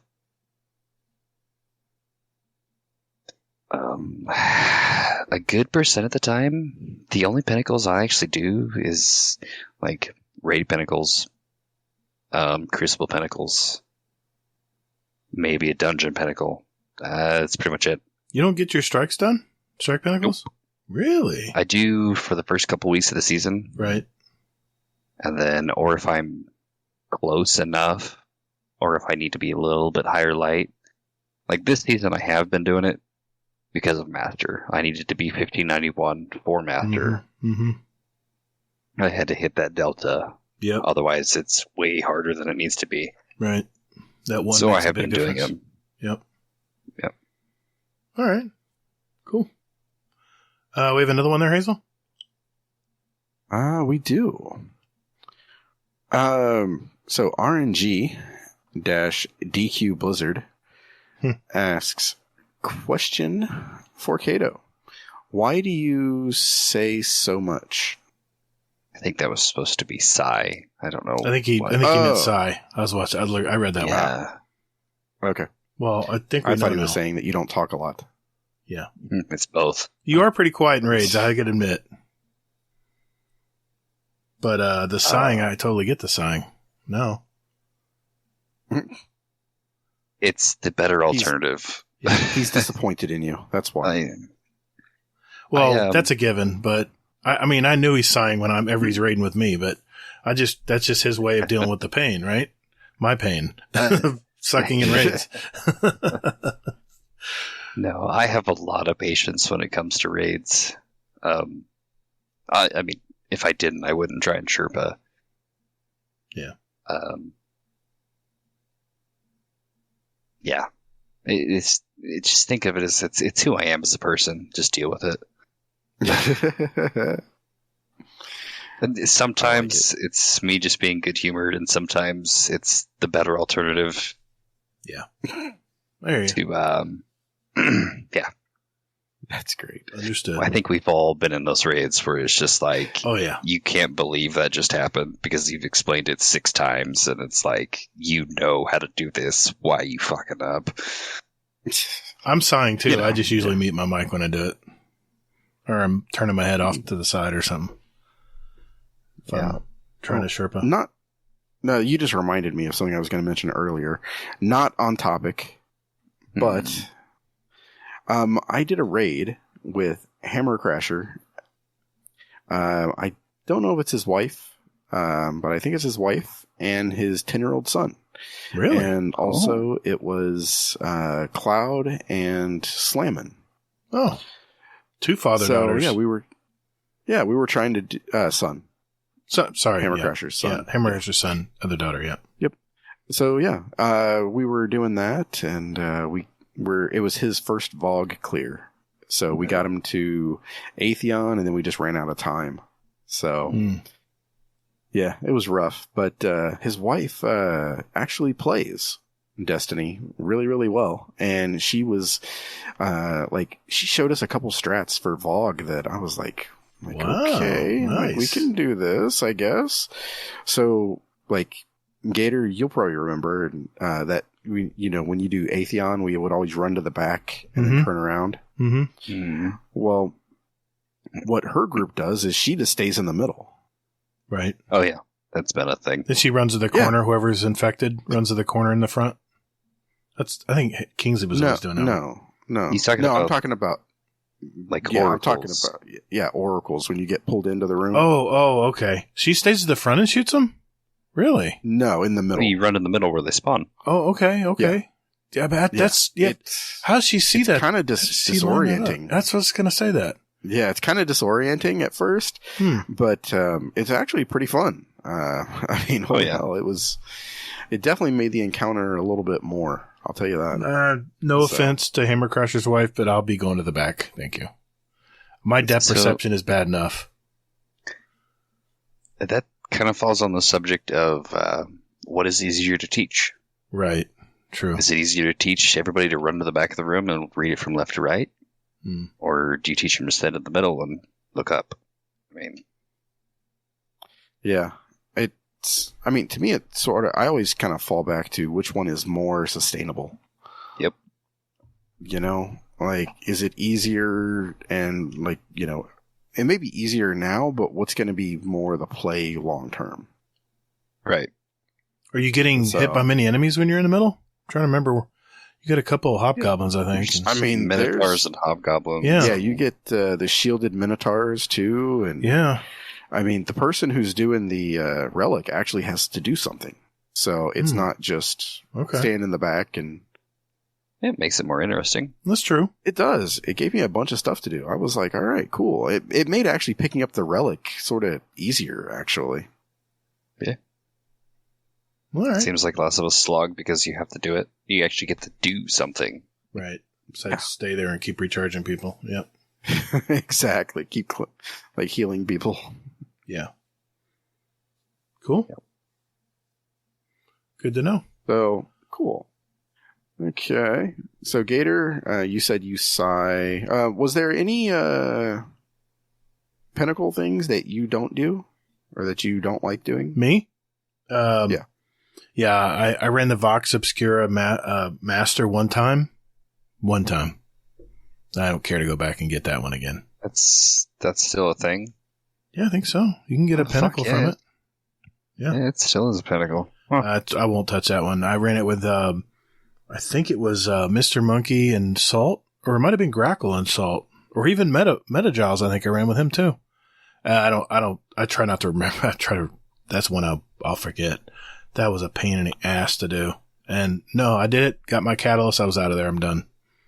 I actually like Preservation. You think about how long Preservation is. You have to run 3 Crucible games to get the same pinnacle. I think that's a good trade-off. I like Preservation. Always have. It's too long, in my opinion. Yeah, exactly. But here's the thing. You can be doing other stuff. Never mind. I won't get into it. You can do other bounties. Like bounties? Yeah. You can do your gunsmith stuff. You can do your world stuff because it's Throne World. You can do your Throne World bounties there. You can think about all the ads. You can farm your weapon levels. Why do I need to do the Throne World bounties? I have a question, Gatr. Mm-hmm. Is this an intervention?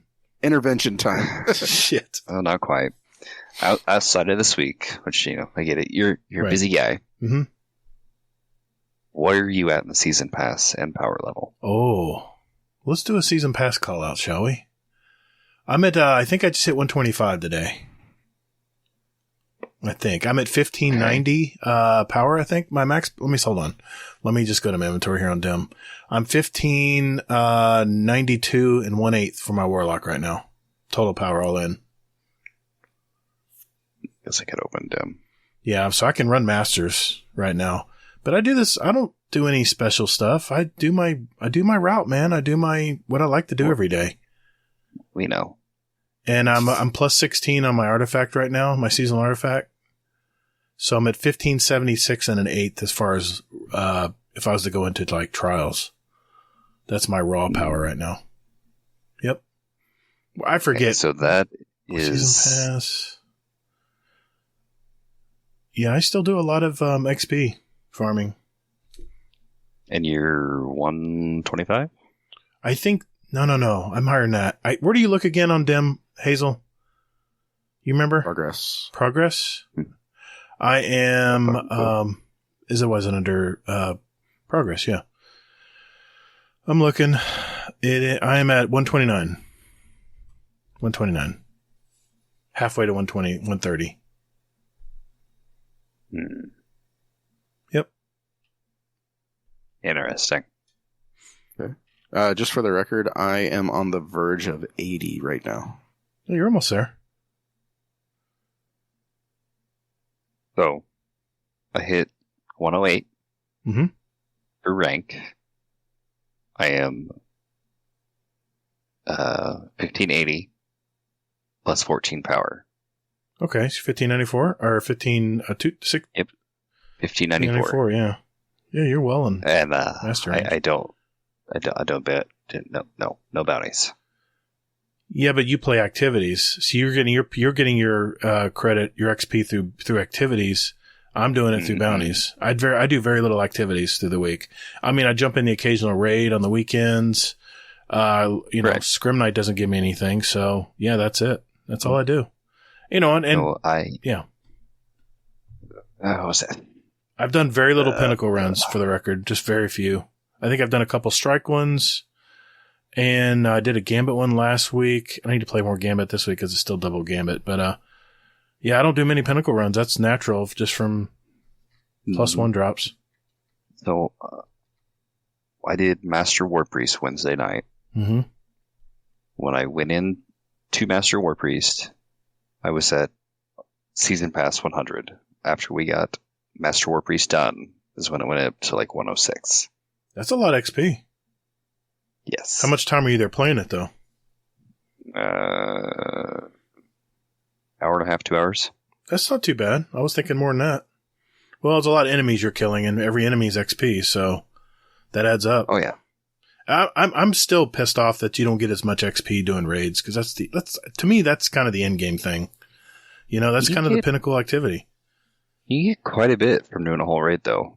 I mean, each encounter rewards XP. You know how much it gives? I was curious how much it gives. It never seemed like it was much. I don't pay attention to it.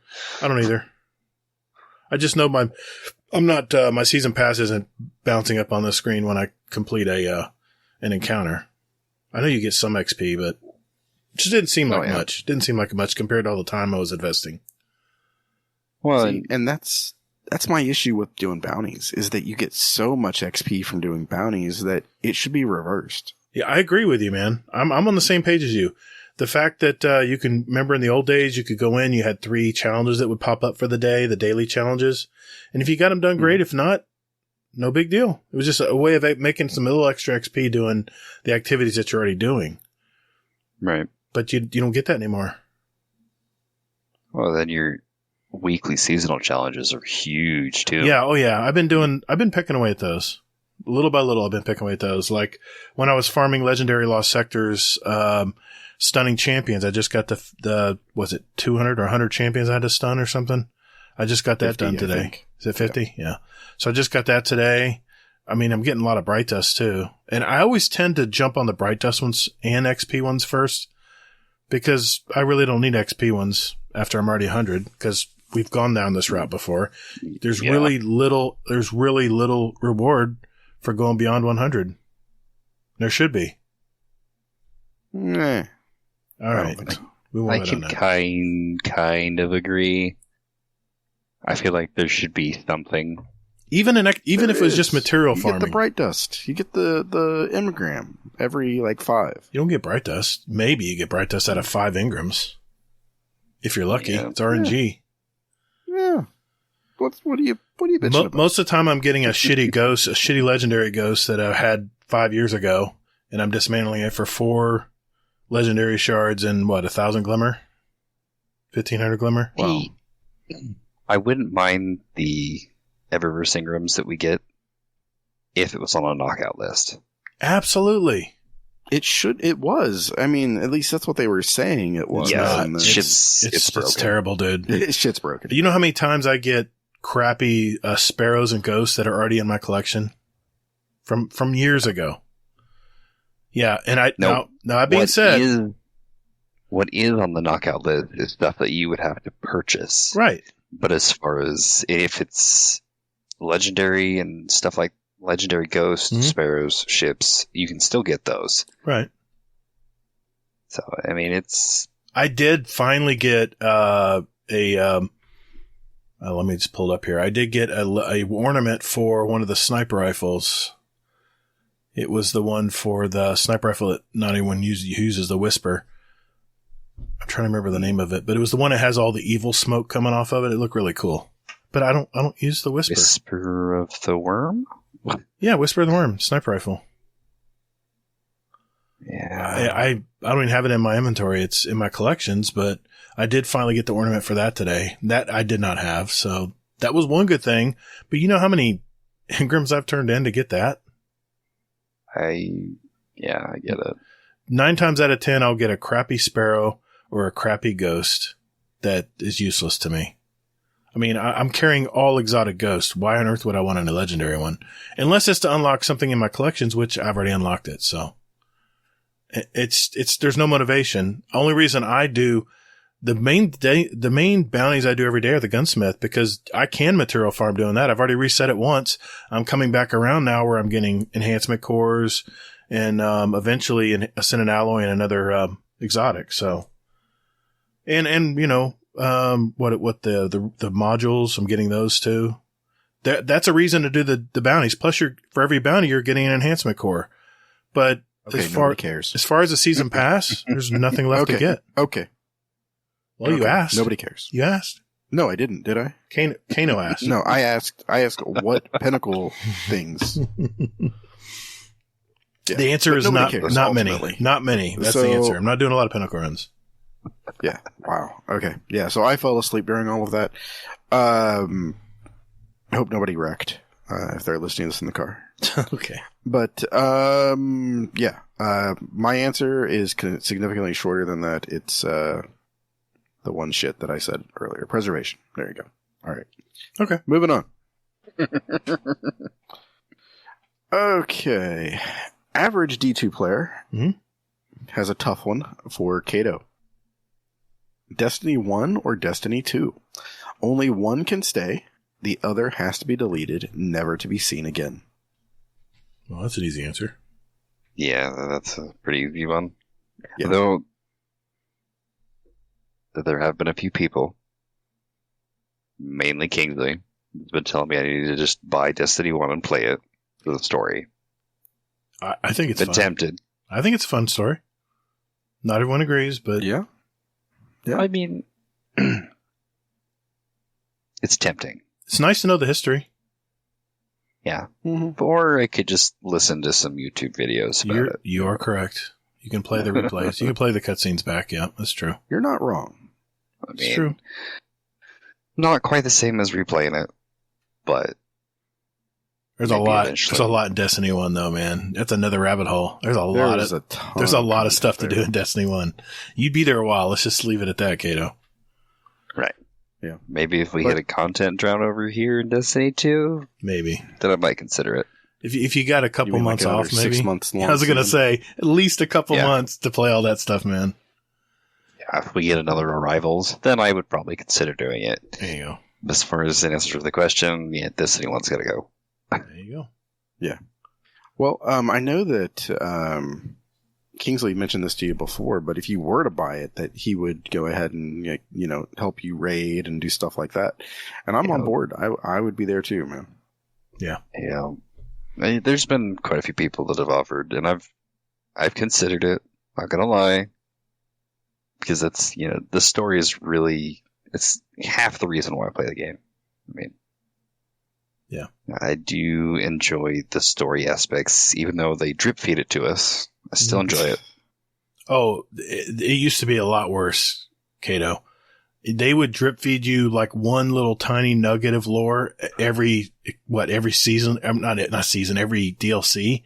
And you'd be like, and then they would leave the stories open-ended. Like, well, whatever happened? I want closure here. And it never gave you the closure. Lore wasn't even in the game. No, it wasn't. You had to find the Grimmer cards and read through those. And you had to find them in the game. They were very well hidden.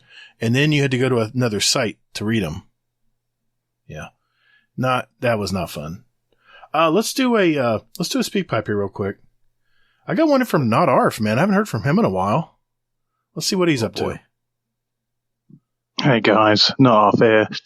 Just question for the show. What's the longest time someone has actually taken to reply to a comment or a message for you? Just wondering, because just recently I've had a comment replied to after just over a year. No. I know what Love the show. Bye bye. I know what this is about. Not Arf. I was in my YouTube channel last night and I was like, man, I've been such a bad YouTuber because I had like 3 years worth of comments that people left that I never responded to. And I said, you know what? This is bullshit. I'm going to go back and respond to these comments. And they weren't real long comments. I'd be like, thank you, or a smiley face or something. And I have a feeling Not Arf got notified last night because I was going through my comments from past videos. And I was curious. I said, I wonder if they get a notification that I responded to their comment. And I guess they did because I just got that question. And if it's not about me, then never happened. But I have a feeling that's what he's referring to. So a year. Yep, I actually have a screenshot. What? Oh, did you get one too? Yeah. Oh no. So yeah. So I'm gonna share that. Oh shit. Like I said, guys, I've just finally taken YouTube seriously in the last 2 months. So I do apologize if I never answered your your comments. I was not a good YouTuber, not a good steward of my channel. That's for sure. And I was trying to make good, and I guess everyone got notified. Shit. At that point, you should have just let it be. I should have, but it was bugging me. It was on a list. It was on a giant list of not responded to comments. And I that's the list I go to now, is the comments people leave and I haven't responded to. And these comments kept popping up. I was like, I just gotta get through these. I gotta get these off. They don't let you delete them. So I'm like, I gotta just get through these. I gotta respond to these comments just to get them off my list. And, I finally got through the list. I guess Hazel's was there too. Shit. I didn't get an alert. You didn't? So I guess you didn't reply to me. Oh, well, what's a screenshot for? From Not Arf. Oh, he sent you a screenshot? Yeah, he sent me a screenshot of you replying 1 year later. No shit. That was last night. That was last night. Hold on, I gotta look at this. I gotta see this. Did you put it in the thing? No, not yet. Oh, you put it in oh, okay. Here. There we go. I gotta see this. Wait, only took a year. Wait till I tell Hazel. I gave him just a fist bump. That's all I gave him. And all he was saying was, "Good morning, Gatr." That's all he was saying. That was a year ago. Oh my God. I'm so sorry, Jesus. man. I'm terrible. Dude, I'm terrible. I like I said, I was a terrible steward of my channel. So, made me laugh, though. Embarrassing. Yeah. Only took a year. Sorry, Not Off. Sorry, buddy. Yep. You know, when people take the time to leave a comment, I take that very seriously now. I respond to all my comments now, so just so you know. Yep. You just have to wait a year. You may have to wait a year to get it, but it will come. Yeah. All right. Okay. Thanks, so, Rodimus asks, question for Kato. Div or no div? It's kind of a loaded question. There is no right answer. Or is there? Yes and no. It depends on the group.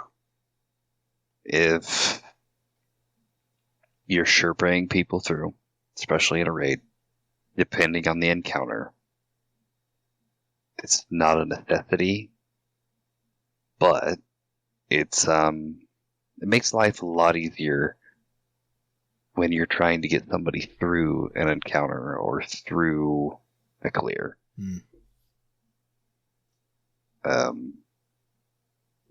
Especially, I've had some interesting groups here recently, but for the most part, in a raid, you kind of need it. If you're running with less experienced people, if they're not able to hit their shots, if they're not sure where to be shooting, it's not a necessity. I won't say it is, because that's, just like the, must have this. If somebody offers it, I'm not going to say no. So. Well, the problem I find with newer players is that they just don't put the DPS in, and you need all the help you can get, right, to get those DPS numbers up. When essentially your DPS team is, 4 of you, then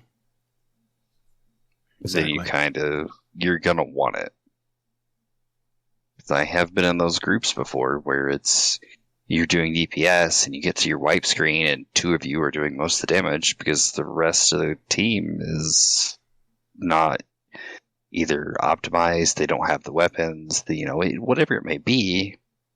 So then it's like, okay, somebody's putting div on because we need the damage. We need this debuff to be able to get it done.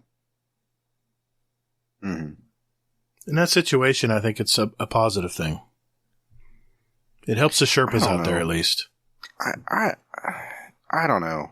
I mean, I know I'm part of the anti-div crowd, but I don't know. To me, I mean, yes, everything you said is absolutely correct. But how many times does it become a crutch where basically you don't need to worry about hitting your shots because there's a big ass bubble that you can hit? Well, when do people actually have to, God forbid I say it, get good? There it is. You have a very valid point. I mean, okay. I have been joining random LFG groups here recently because of Bungie's little fuck up. Yeah. With the Sherpa emblem. Mm-hmm.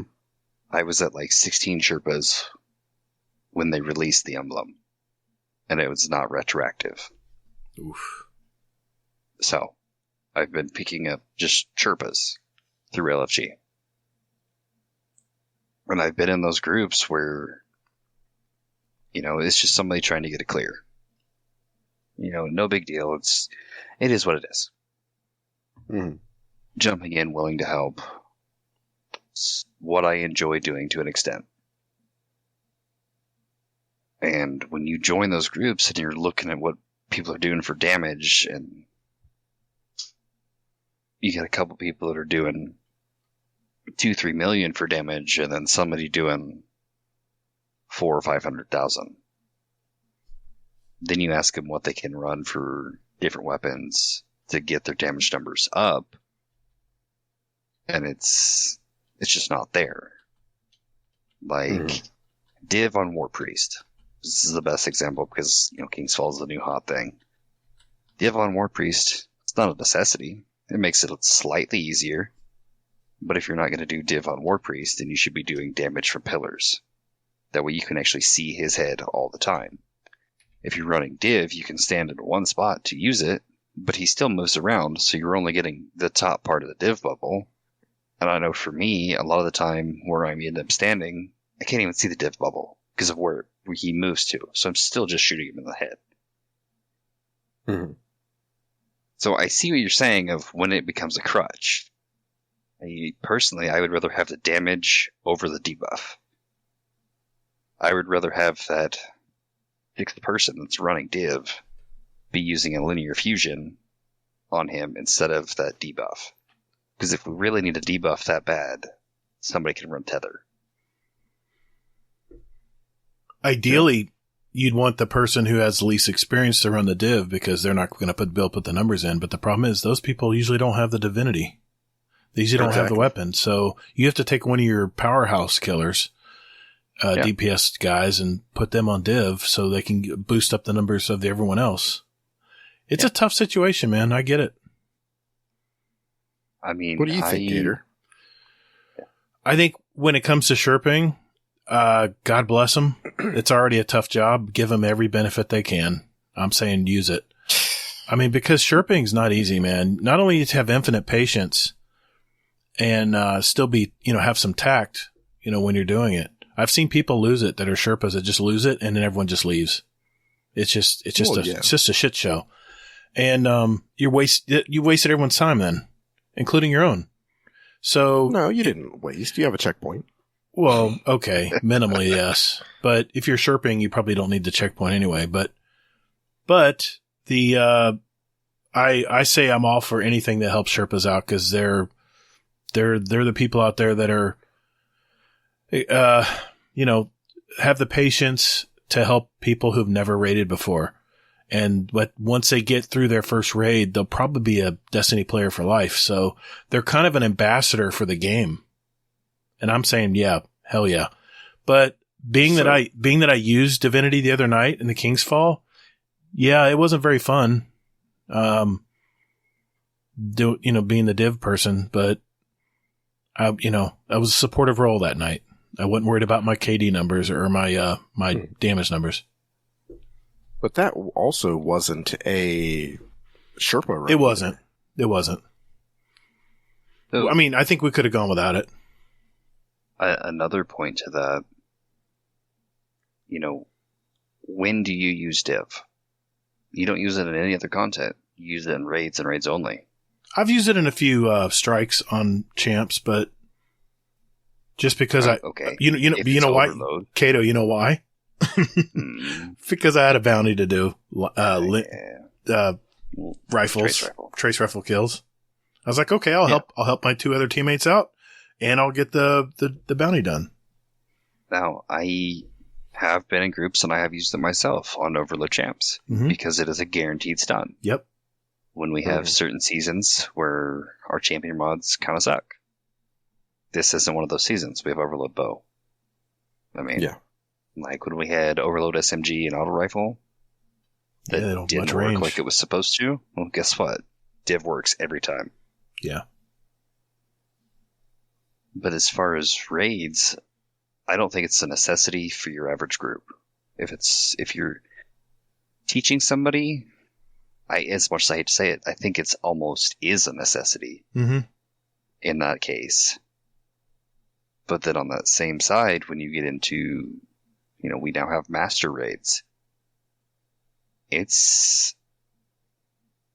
Honestly, it's almost a necessity in a master, or like War Priest example, because he has so much health, and because you're not doing as much damage.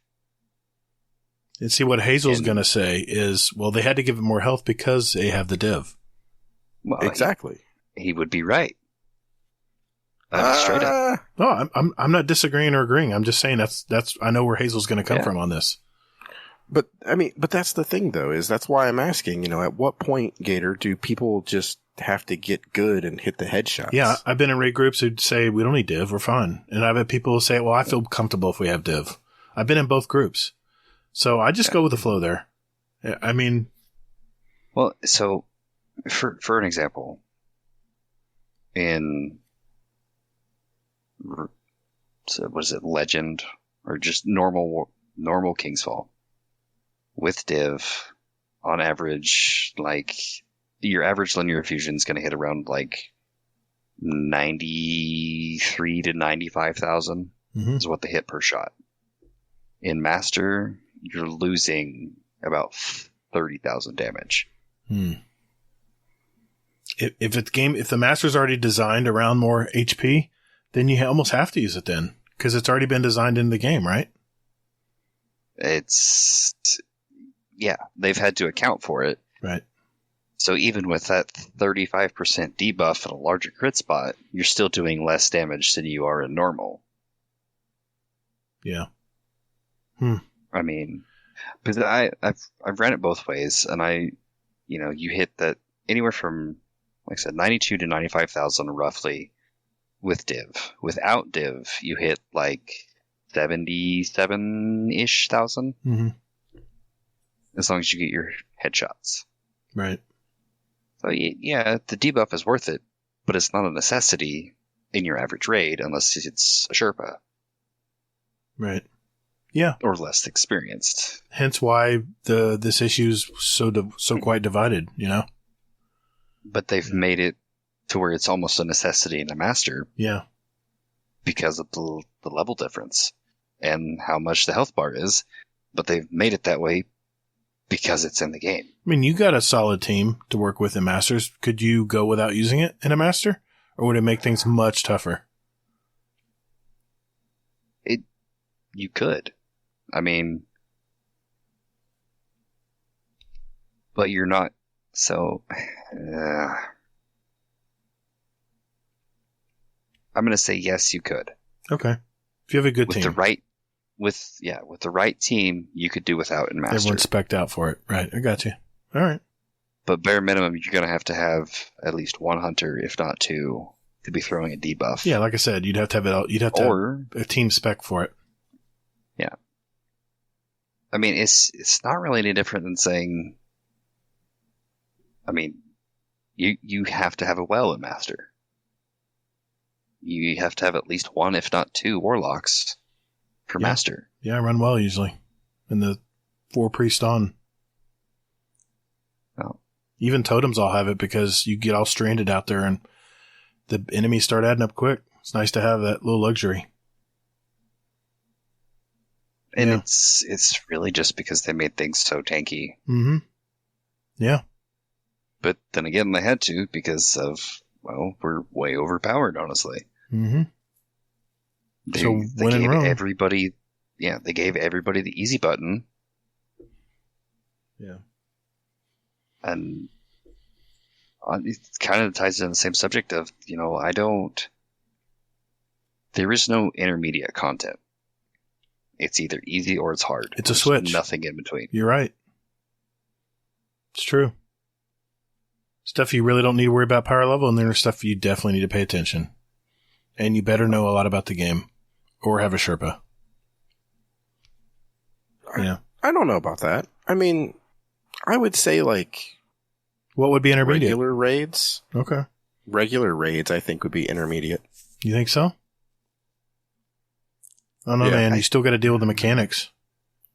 The mechanics are what make it hard. Mm-hmm. The enemy density itself really isn't the struggle with the raid. It's everybody getting the mechanics down. And today's raids, everyone has a job. Not like the old days. Where you could tell them to go kill ads. And like in Kingsfall right now, there's 2 people you can just have roam and kill ads. They're not integral to the part to take orcs down. But in the new raids now, I can't think of an encounter where everyone doesn't have to be all on board. And think about how long it takes you to sit there and explain to the person that has never raided before what they need to do. It's never easy to explain. It's never easy. You have to put it in terms that they're going to understand as a light Destiny player. And I've done some Sherpas. It's not an easy job. That's why I feel for everyone who does Sherpas out there. And I don't know, man. I think you just make it too hard. I do, dude. I do videos explaining things to new players. You have to simplify the language. I've had comments saying, "Dude, I love how you break it all down and take it slowly and explain it to us." Some Sherpas are like, "Okay, you got to do this and go over here, and then this and this, and this is going to happen." And okay, you ready? And they're like, "What?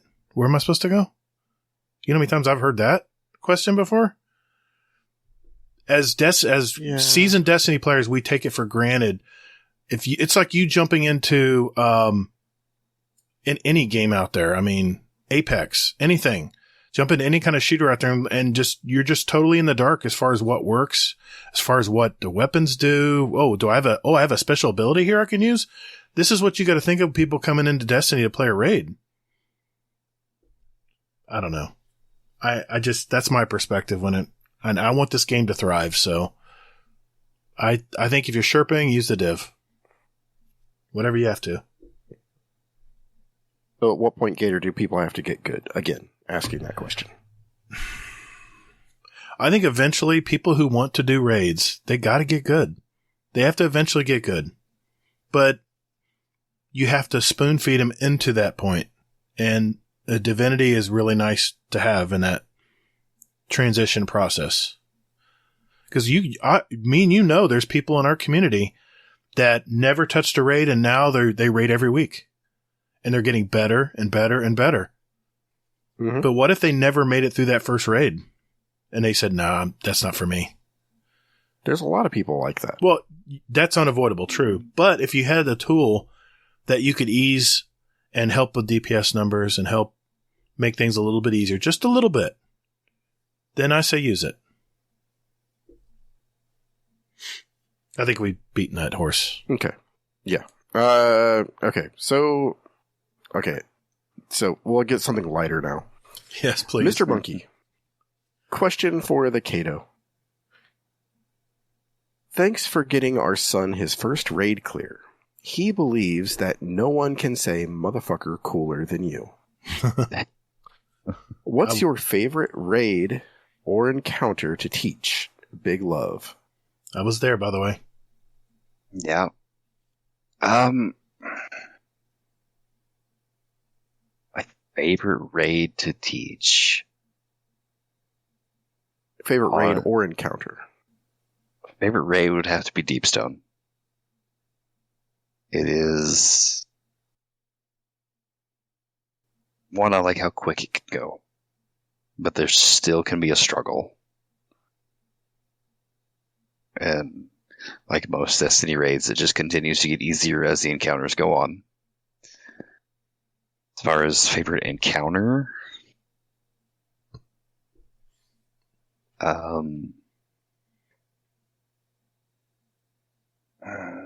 I would have to say totems in Kingsfall.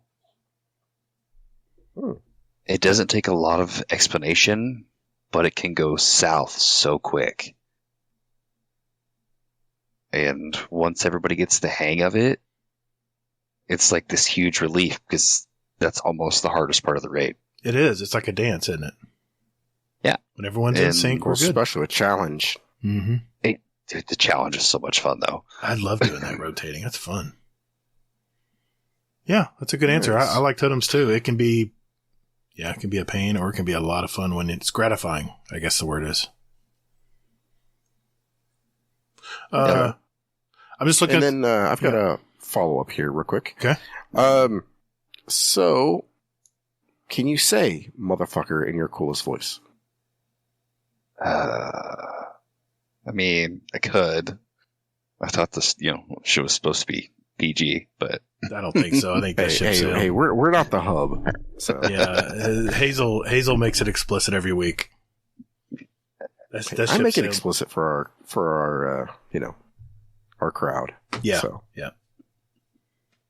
So our guests can feel it comfortable. Oh, wouldn't it be awesome if he said it and I bleeped it? That would not be awesome. Sorry. No. I'm trying to remember what he's referring to. And it's context. Just, Maybe it can be an MFer. This challenge could be an MFer. Maybe you've said that a few times. No, I probably died to something stupid. Oh. That's probably what it was. No, I'm trying to, you know what? Gotta bug me now. I've got it on tape. I got the live stream on my channel if you want to watch it back, but I don't remember either. Yeah. Huh. Now I may have to watch it and figure it out. But you might get one at some point. Oh, such a tease. There we go. Tune in and see. Such a tease. There we go. Okay. I'm looking at the clock here. I got 12:08. I know Kano here has a raid soon. Just making sure we have plenty of time. Was there any other questions for him, Hazel? Yes, he has two more. Okay, go for it. Okay. Rodimus asks, question for Kato. Was the ring you ordered big enough? Well, if you didn't know, tonight is the last day you can order the Kingsfall Raid Ring. Mm-hmm. Yes. Friday, as we record this. Yeah. So, and I almost forgot about it and didn't get it ordered. But when I was looking, they only go up to a size 15. Little disappointing. So I may or may not have to get it resized after I get it. We'll see. I wear a lot of rings when I'm not at work. I don't wear any jewelry at work. Mm-hmm. But I can understand why. Yeah. Right.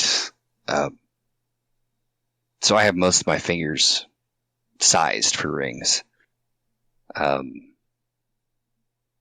My ring finger on my right hand is a 12. My pinky is a 9. My middle finger is like a 14. And my index finger is a 15 and a half.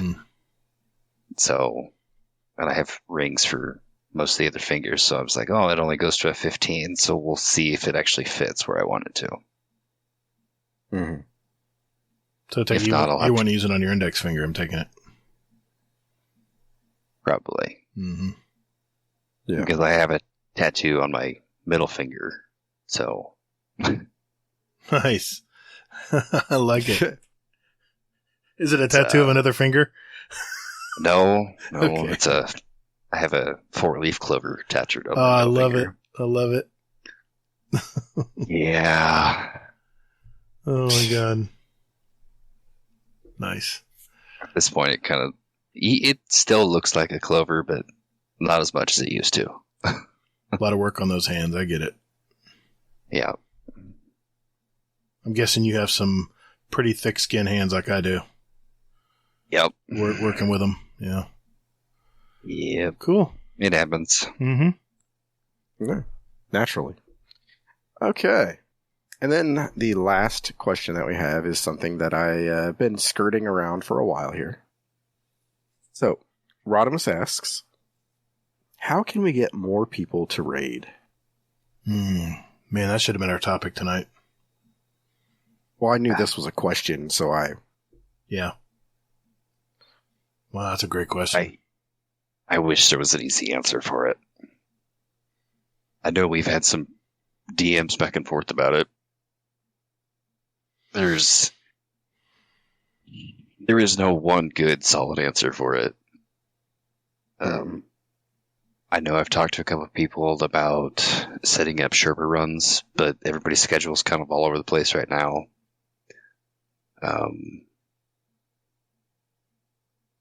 Something Kingsley and I have been talking about is, and I think he's starting to set it up. I'm not 100% sure yet, but doing that exact same thing is setting up, getting 3-4 competent Sherpas for the raid, or even just competent players, and then opening it up to, the less experienced or the people that don't have it clear yet.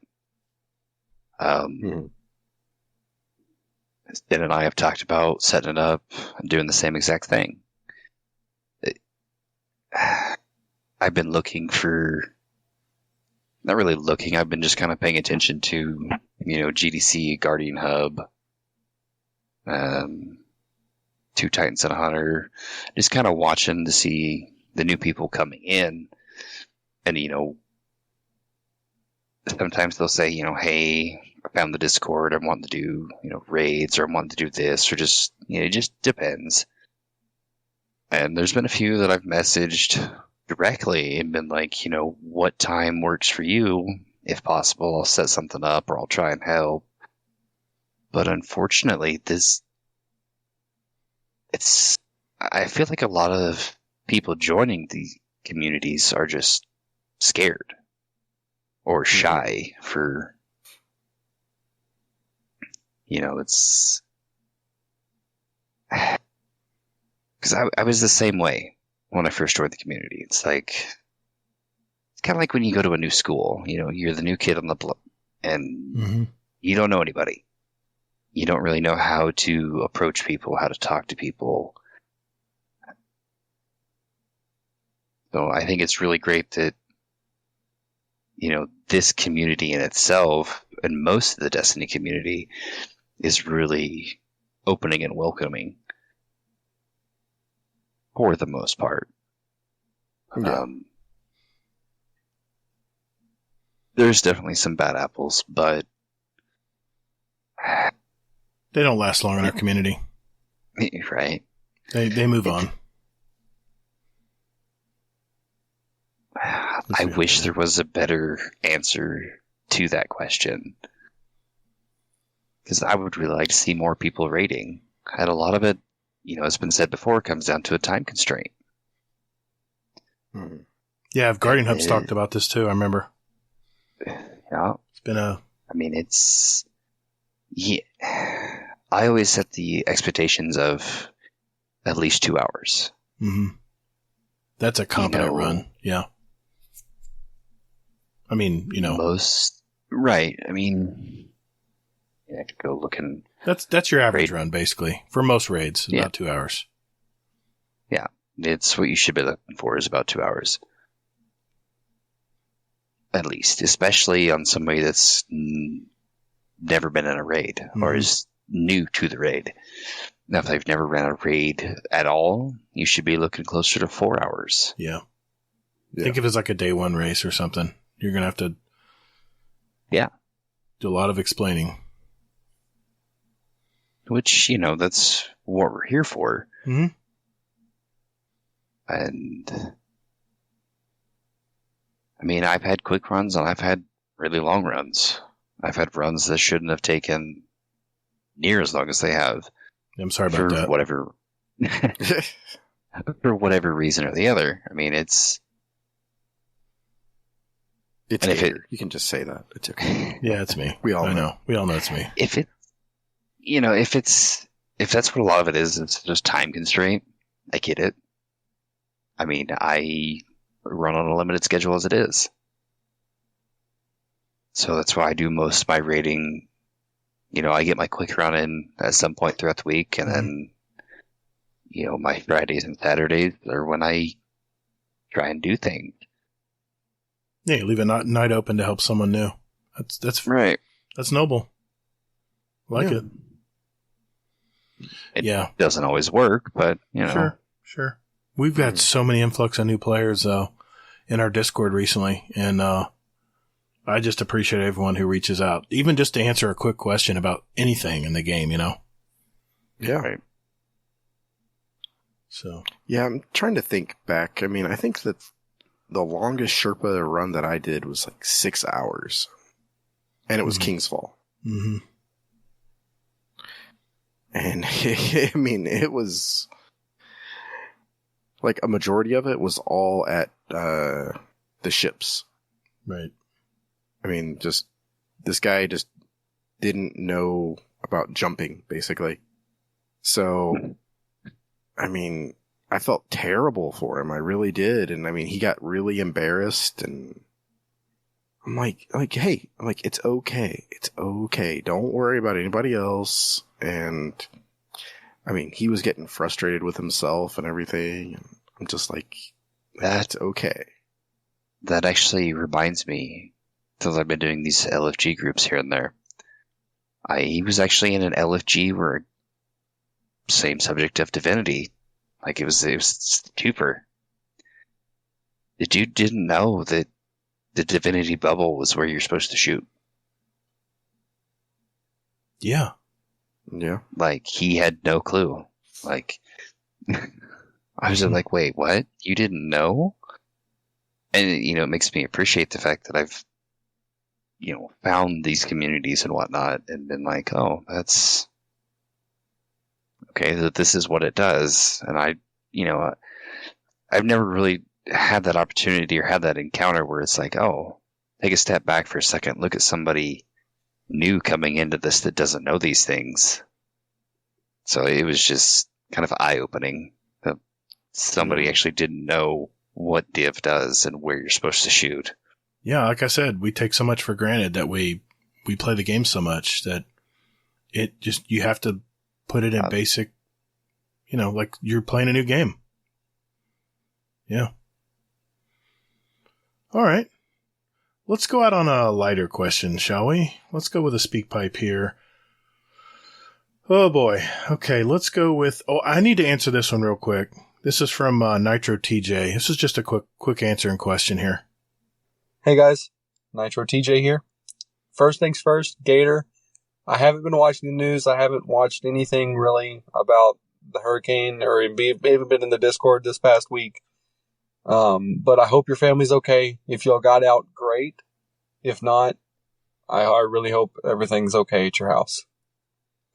But I did something this week that I'm kind of sad, but I'm kind of excited for because now I have something to do on the down weeks. I restarted my Warlock. And as an Avoid Walker lover who never once touched controversial holds, probably didn't say, I'd probably just butchered that. But as somebody who's never touched those before, those gauntlets, I'm absolutely loving those gauntlets. But it's hard to find fashion for this. So, do you have any tips? I do not have the new, ornament for it. But do you have any armor? Chest armor, really, is what I have trouble with. Do you have any chest armor that you can request or... I don't know how to specifically say it, but yeah. Do you have anything like that? I absolutely love this controversial hold now. So, again, hope everybody's okay.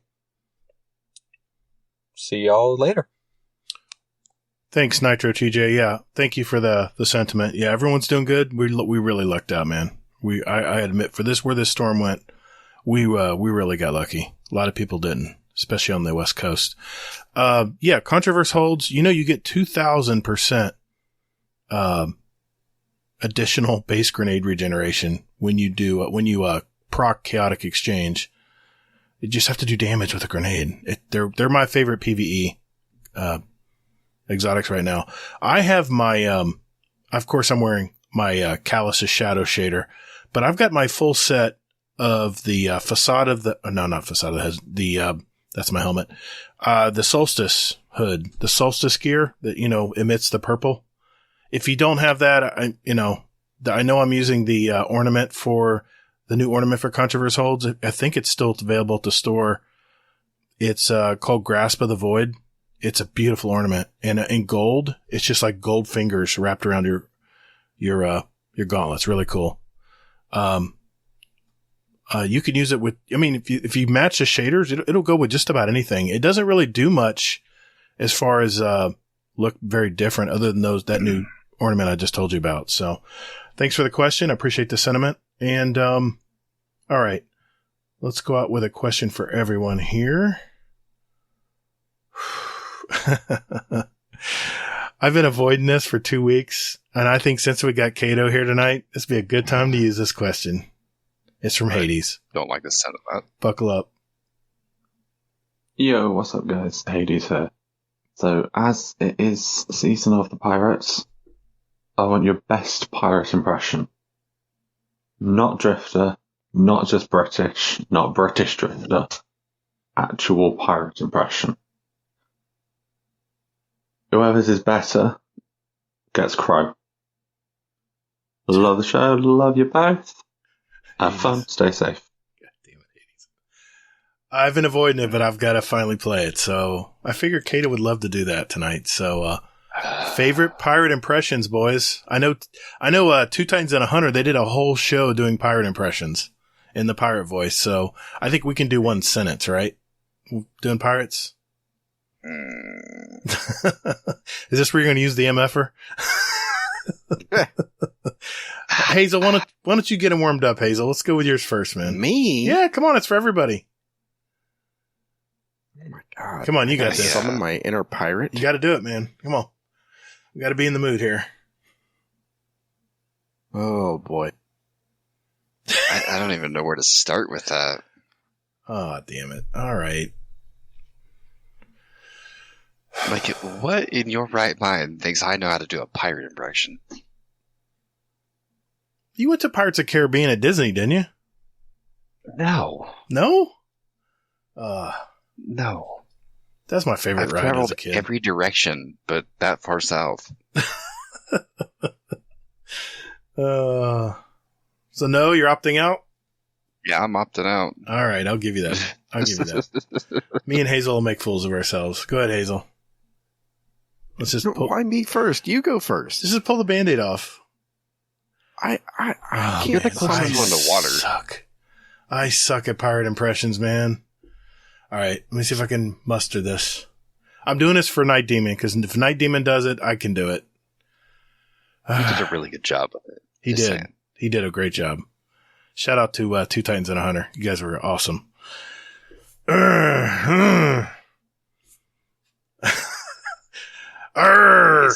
Dead man tells no tales. That was best you got. That's it. That's all I can do. All right, Hazel. What the fuck was that? I just Sound don't. like you were clearing your throat. Like, God damn it. Well, show me how it's done, Hazel. Oh, for fuck's sake. I don't know about that. Oh my God. Oi, me buckaroos. What are you up to? Walk the plank and random other shit like that. That was much better than mine. All right. You say so. Thanks, Hades. Love you, buddy. Yeah, thanks. Thanks, bud. Let us know who gets crow. Okay. Yeah, exactly. I'll give you $1 if you make it the Warlocks over there. They need a new one. Hey, Kato. Thanks for hanging in there, man. Hey, and thank you, community. If we didn't get to your question, I know we had some speak pipes there tonight, but we have a drawing to do tonight for our question of the month. So we'll be playing plenty of speak pipes later in the show. So I'll save these for next week. Thank you for sending those in, everyone. And thank you for all your questions in the Discord community. If we didn't get to yours, don't worry. It's not going anywhere. Hazel's in charge of that channel, by the way. So you send all your complaints to him. if there's something you didn't get answered. And hopefully I won't respond to you later. All right.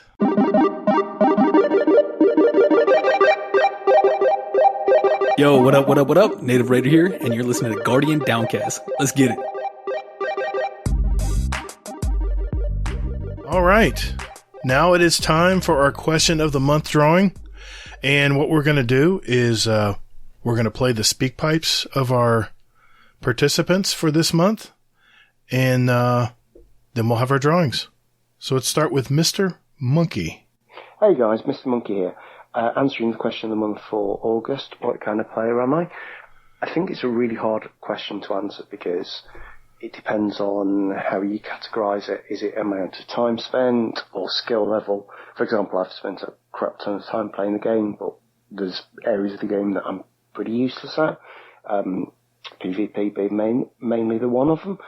But if I had to pigeonhole myself, I guess it would be a hobbyist.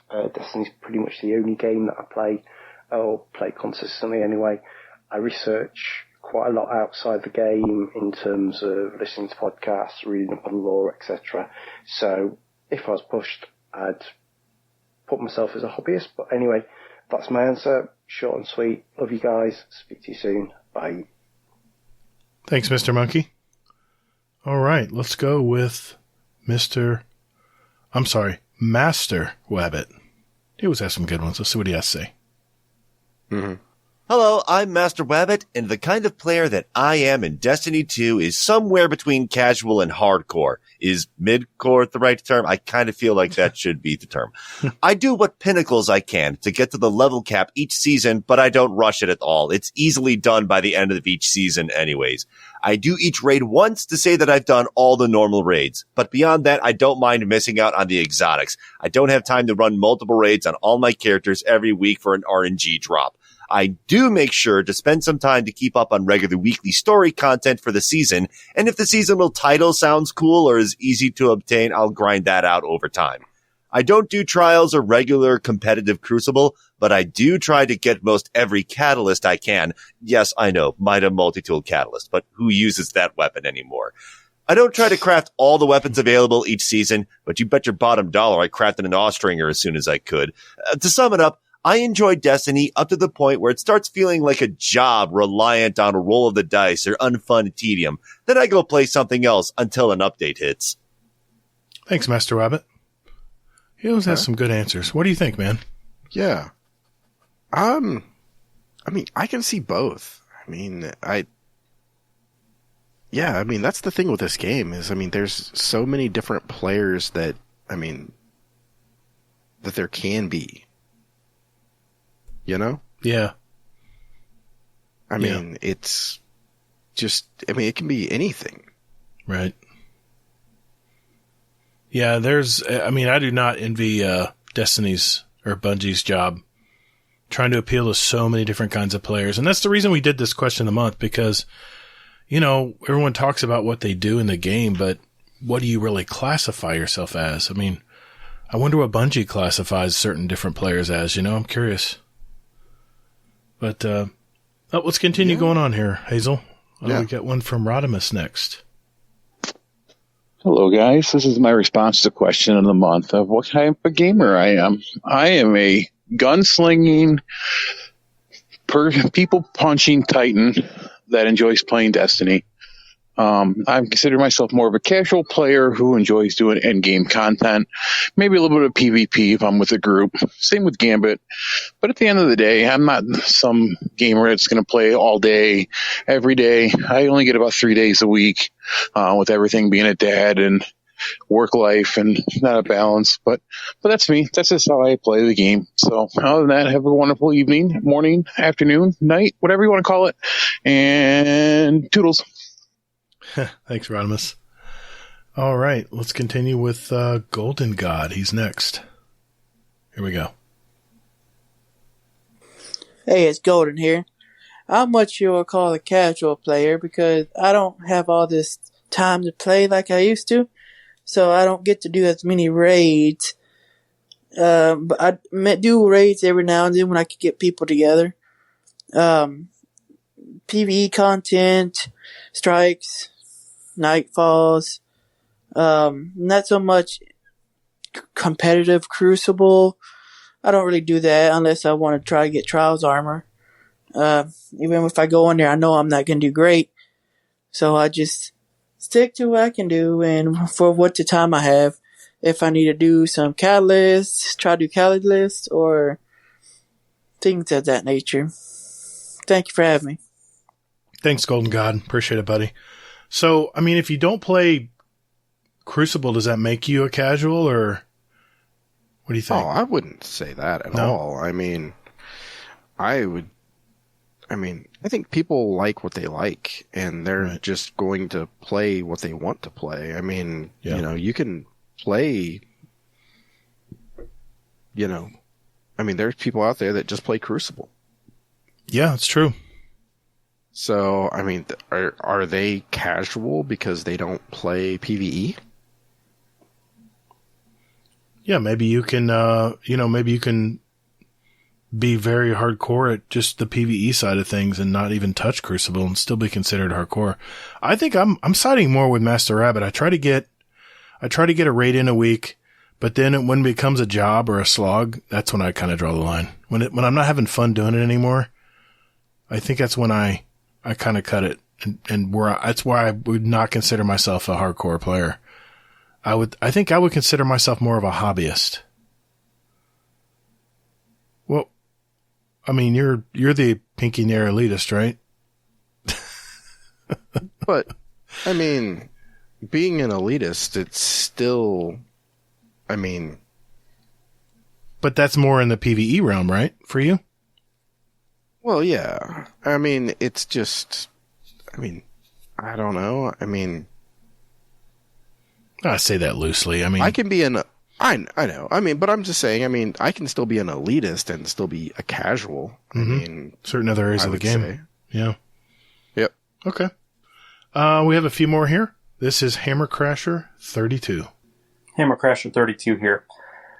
Answering the question of the month. What kind of player do I think I am? I would consider myself a hobbyist, and I think that encompasses more than just one type of play. I do the bounty hoeing like Gatr. I good man. Delve into the harder content, even though it can be pretty rough sometimes. I have a pretty fair understanding of the game, and I really enjoy playing it. But I think the part that makes me a hobbyist, not just a casual, is that I have a lot of time invested in the game, and time and energy, and in this community that revolves around playing this video game that we all enjoy for the most part. And I think that was kind of what would put me into a hobbyist category, is that it's not just something I turn on Xbox and play for an hour and then go off and do something else. I'm kind of, Destiny's got its hooks sunk in deep, and I don't see myself going anywhere, and I get a lot of enjoyment out of it, and really enjoy the community that has sprung up around the game too. But yeah. Well said, Hammer Crasher 32. Appreciate that, buddy. Let's go with one more here. This is good old Rush. Yeti! Sorry, I had to do that. What's up, Rush? What's going on, guys? It's Rush. So, question of the month is, what kind of player are you in Destiny 2? I would consider myself someone who is a hardcore, casual player. And what I mean by that is, I'm up to date on a lot of what's going on in the game, a lot of what's considered, good metas, god rolls, who's like top tier in PvP, who's top tier with PvE stuff, and all that kind of stuff. But my brain can't be bothered to actually do any of that. I'm real. So I just kind of play what I think is cool. I'm aware of why some of my loadouts are trash. And, I'm aware of why div is something that I definitely should have, but I honestly, I just can't be bothered right now. I'm good. I'm just going to go shoot dudes in space. So, hardcore casual, man. Super laid back. Anyway, love you guys. Peace. Yeah, from his space station. Yeah, check out his podcast. He's a cool dude. That's a good point, man. I think agree. I don't know what you think here, Hazel, but I think the fact that under the hobbyists, I think it's more of a consistency. Wouldn't you agree? The fact that you've like Hammer Crasher said, he invests time into the game. I mean, I guess. Yeah. I don't know. I mean, I wouldn't really view. I mean, I guess my question is if you consider yourself a hobbyist, what are you doing with your time? Well, as a hobbyist, I mean, I'm very much like Rush. I'm pretty much kept up on what's going on in the game. Obviously, I got a podcast about it, but I don't play every aspect of the game day in and day out. I know we have Triumph hunters like Lana out there that, that dig and get every ounce of this. She sucks every bit of enjoyment out of this game. Wait, that didn't sound right. She treasures every part of this game. And if the Triumph tells her to go do this, then she goes. She gets a group together and go and gets it done. I think I would consider your Triumph hunters, your SEAL hunters out there. Those are probably your ultra hardcores, wouldn't you? Or am I off base? I mean, I don't know. I mean, some of those are pretty easy to get. Some can be, yeah. Especially some of the seasonal ones, but I've heard the season one this season, the Scallywag, is it? I heard there's some hang-ups on it. Some tough spots trying to get it done. A lot of grind involved. I don't know. I'm not going for it, so I wouldn't be able to tell you. But there again, I'm applying my time to what I enjoy doing in the game. And like I said, on occasion, I do my raid. I'll do Iron Banner. I'll jump in and play a little bit of Crucible here and there, but I'm not doing it every day like True Vanguard is. So. Well, you're also not paid to do it either. Well, true. I'm doing this my time. So yeah. We have 3 more. I'm just going to play them real quick here, Hazel. Then we'll make our final comments here. And this is, Speak of the Devil. This is Oh Hey Redneck. Hey. Hey guys, Oh Hey Redneck here, or just Redneck. I've probably recorded this about 10 different times. I'm not going to listen to this one and hope for the best.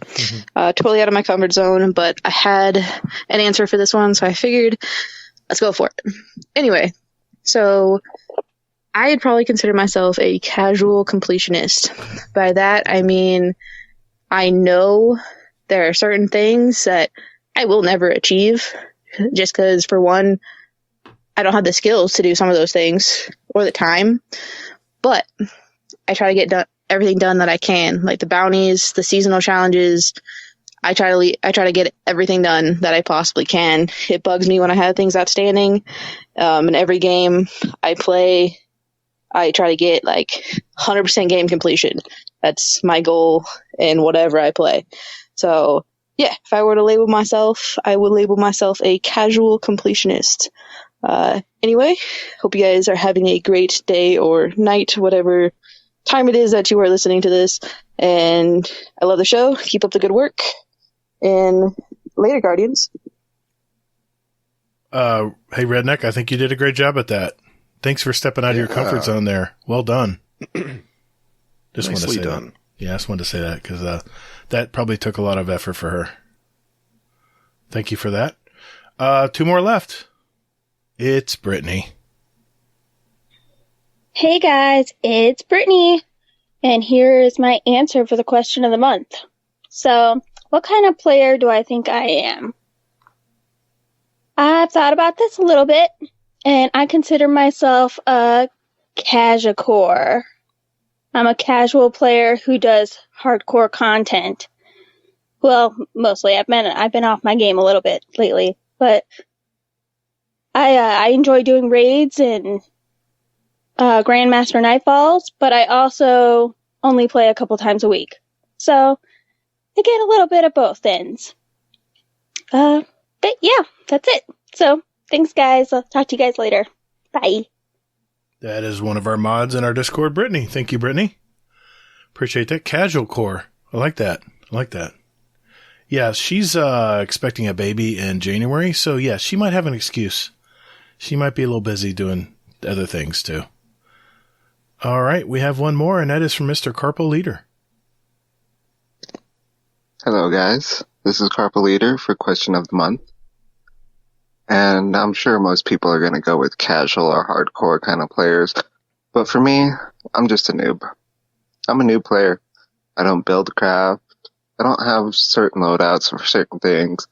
I just kind of, oh, this weapon sounds good. No, this mod sounds good. But I'm working up to casual player. I've been looking at some builds, thinking about if I want to grind out some armor and stuff just to make them work. But we'll see. So for now, I'm going with I'm a new player. All right. Have a good show. Hello? Gatr? Yeah, I just put in my speak pipe right now. Yes, I put the money in the account. Yes, I put the feet pics in your DMs. Now, you sure Hazel's not going to get suspicious on this? I mean, it's going to be my third win. Yeah, okay. Guess you're right. You are the lead of the show. Oh, shit. Alright, talk to you later, Gatr. Bye. Oh, damn. Well Damn it. done. Did I forget to stop recording? Well done, sir. Really? Extra points for creativity there, Carpo. Yeah, so creative. Yeah, creative. Yeah. Anyway. Yeah, we both rated with Carpo. He's no noob. He knows what he's doing. And Hey Redneck, too. Hey Redneck, yeah, in the same group, in fact. So, yeah. We've rated with Brittany. We've done PvP with Brittany.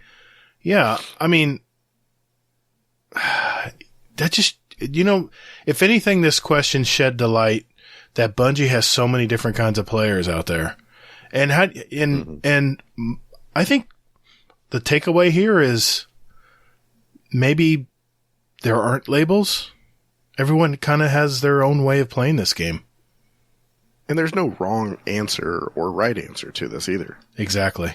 I mean, yeah. It's not about like, oh, well, this is the right way to play the game or the wrong way to play the game. Right. Exactly. Hey, great answers tonight, gang. We appreciate that. And I just wanted to make sure we gave a shout out to all of the people who participated in, I would say, this 2-month, 2-month question of the month, because we had a new season and we might have been a little distracted. I want to give a shout out to Raphael. He's one of our new Discord members. Chubby Wizard. He also posted something in the Discord channel, question of the month. Technical, another new member of our community. Good old soccer. Thanks, buddy. Got Grackle in there as well. Thanks, Grackle. Ronan Red Line put his answer in the Discord. Infernius, I think he's new too. Infernius put his answer as well. NS Ripsaw. Is he new too? New-ish. Ish. Gotcha. Thanks, Ripsaw. Good old Helios, our community member from Down Under. And of course, last but not least, average D2 player. Thank you, buddy, for putting your answer in as well. All of those that we just heard and the ones I just read out are all included in our drawing for tonight. Hazel, do you still have that random optimizer app on your phone? I do, yes. Yeah, let's I want to make this as fair as possible. I'll let you do the randomization. For the drawing, we have a total of 20 entries. Again, Raphael, Chubby Wizard, Technical, Soccer, Grackle, Ronan Red Lion, Infernius, NS Ripsaw, Helios, Average D2 Player, Mr. Monkey, Master Wabbit, Rodimus, Golden God, Miner, Hammercrasher 32, Rushjet, Oh Hey Redneck. Or is that Ohio? Hey Redneck. No, it's O. Okay. Brittany and Carpal Leader. So we have 20 entries total.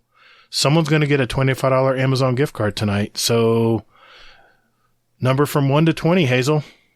You ready? Hey, I'm pressing the button 3 times here so it can be even more random. Okay. Whenever you're ready. Right. Number 4. Number 4 is Soccer. I don't think he's won before. Oh, shit. Sorry, I don't Carpal. think so. Sorry, buddy. Hey, it's random, bud. Boy. Yeah, won't mention it. Soccer, congrats, buddy. $25 Amazon gift card. I'm sure you can find a use for that. And before we go tonight, we have 2 more drawings for some podcast swag. And let's go. And this is going to be just for our SpeakPipe questions. Or, I'm sorry, our SpeakPipe answers. And I have number 1 through 10. We have 10 SpeakPipes total. We heard Miners last week, by the way. So from a number from 1 to 10, Hazel, whenever you're ready. Okay. Here we are. Okay, number 7. That is Rushjet. Congrats, Rushjet. You got some podcast merch. I'll be sure to get with you and get your particulars so I can send that out to you. And we have 1 more drawing. And if we get Rushjet's number again, we'll draw again. 1 to 10. Actually, it would be 1 to 9. 1 to 9. Yeah. Right. Number 2. Master Wabbit. He's won before. I think he got a water bottle last time. Guardian Downcast water bottle. So now he's won second. He's won another prize. Congratulations, Master Wabbit. Master Wabbit and Rushjet won our podcast swag tonight, and Soccer won our $25 Amazon gift card. Congrats, everybody. We appreciate it. And that concludes this month's drawing. Our question of the month we'll mention later in the show before we leave. Again, congrats, everybody. And Mr. Fudd, take it away, sir. Guardian Downcast. Guardian Downcast. Yeah. Guardian Downcast. This is an intro. Guardian Downcast. Guardian. Not copyright. Guardian Downcast. Thank you, Mr. Fudd. Well, this is the last part of our show. This is where we get our song choices for our award-winning Guardian Downcast show playlist. Just a little sample of what the 2 of us and our guest here like to listen to. And we invite you, to listen to it as well. You can go to Spotify and look for Guardian Downcast show playlist or iTunes the very same way. All our links are in our description down below. We now have 1,056 songs representing all of us and all of our past guests since July of 2019. It's our longest playlist I've ever known. Anyway, Kato, let's go. What you were going with there? I don't know. I'm fading. Kato, what'd you pick for tonight, man? Picked My Distorted Reflection by Upon a Burning Body, which is way different than what their normal music is. Mm-hmm. And when the song came out, it just it was so much different from what they normally release and have put out before. And then the actual song itself it's really different. It's really good. It's kind of deep outside of, it's not something you would expect. Right. I guess. Huh.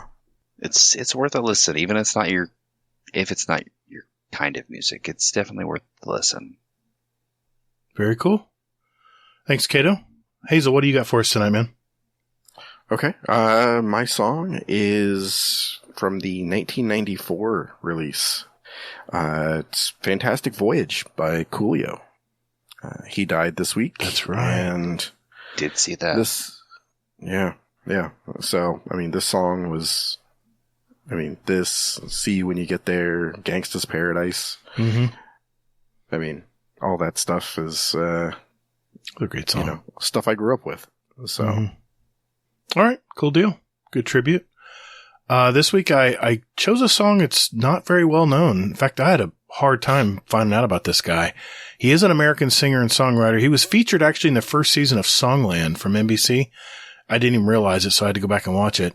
He's a family man. He has 2 kiddos, at least from what I saw on his Instagram. I just really like his style of music. It's very classic sound. Kind of reminds me of Chris Isaac, if you remember him. Wicked Game. Anyway, he released a bunch of singles since 2016, and the song I chose tonight is one of his 2017 singles called Glitter. It's the artist Rafferty. Cool artist, man. Nice young guy. Looks like he's got all of his shit together. Check him out. Pretty cool. All right. Announcements, Hazel. What do we got on announcements? We got anything on your end you need to announce this week?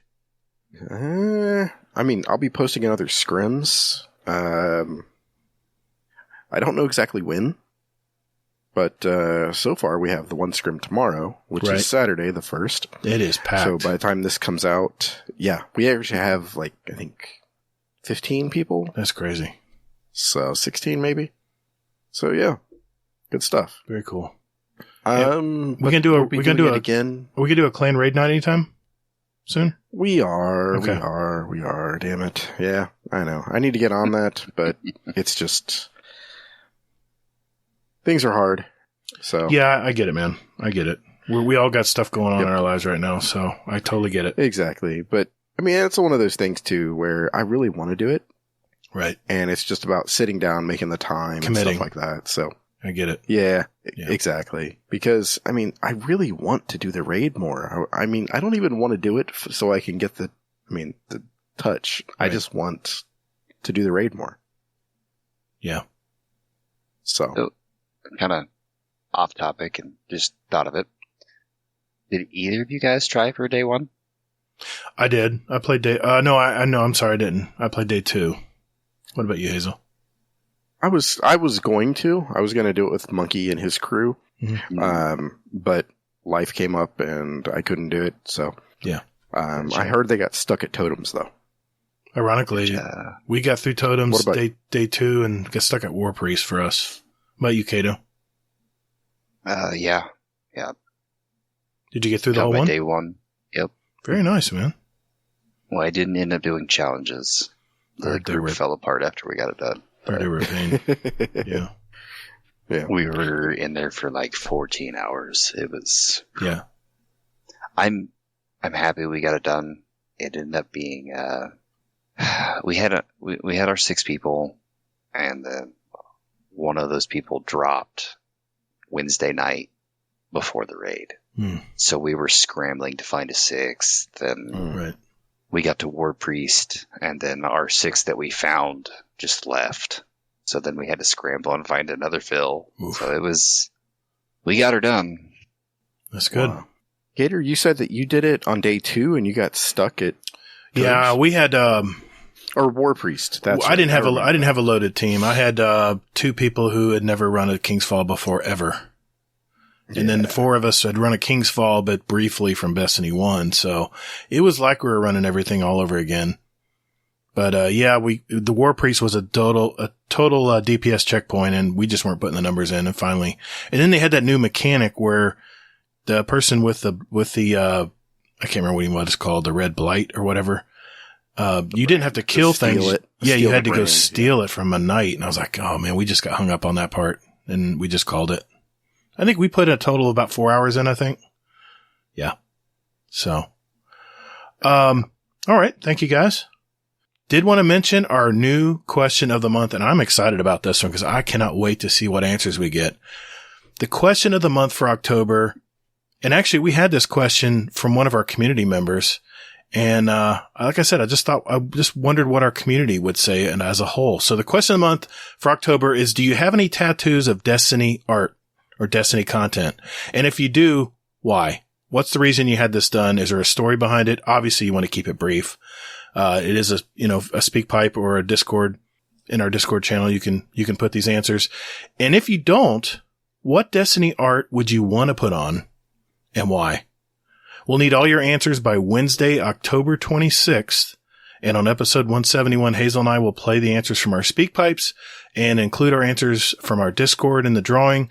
And, like I said, you can send us again a voicemail at speakpipe.com/guardiandowncast. It is a link in our show description down below, Or you can, like I said, you can enter your answers in our question for the month channel in our Discord.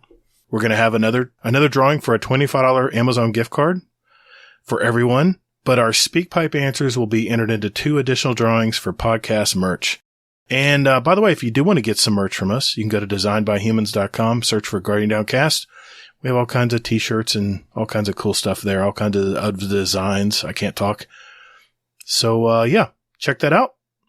I wanted to give a thank you to our Patreon. Real quick. What's up? That question was from Oh Hey Redneck. Oh Hey Redneck came up with that question? Yeah. Very cool. Thank you. Yeah, I raided with her, with Kerpa Leader. Exactly. Yeah. Yes. Cool player. And me. I was there. That's right. You were there too. Cool deal. Thank you for that. I just want to give a thank you and a shout out to our Patreon members, especially our Dungeon Champion patrons, Scoot and the Scarlet KM. Thank you, gentlemen. And our Raid Boss patrons, Jealous and Frostbite, for your support. Thank you guys very much. And a quick thank you to all our Patreon members out there. You know who you are. Thanks for giving back. So if you want to give back to our podcast and you like what you're hearing today, you can go to patreon.com/support Guardian Downcast, all one word. And we have all kinds of tiers, different kinds, depending on how much you want to support us. We appreciate that and everything you guys do for us. That merch and everything in our gift cards, all our drawings and stuff is all from our Patreon. So if you see patrons in our Discord, hey, give them a little shout out. Give them a little thanks for their support and helping out of the show and giving back. So thanks. We just released a new Patreon episode this week, in fact. It was all about spiders. I wonder who doesn't like spiders in this group tonight. Anyway. Yeah, I'll be honest, and I'm going to say that I absolutely just noped out on that. So. You didn't listen to it? Oh, it's not that bad. Jeez. Anyway. No, it's okay. Okay. Thank you very much. We appreciate it, guys.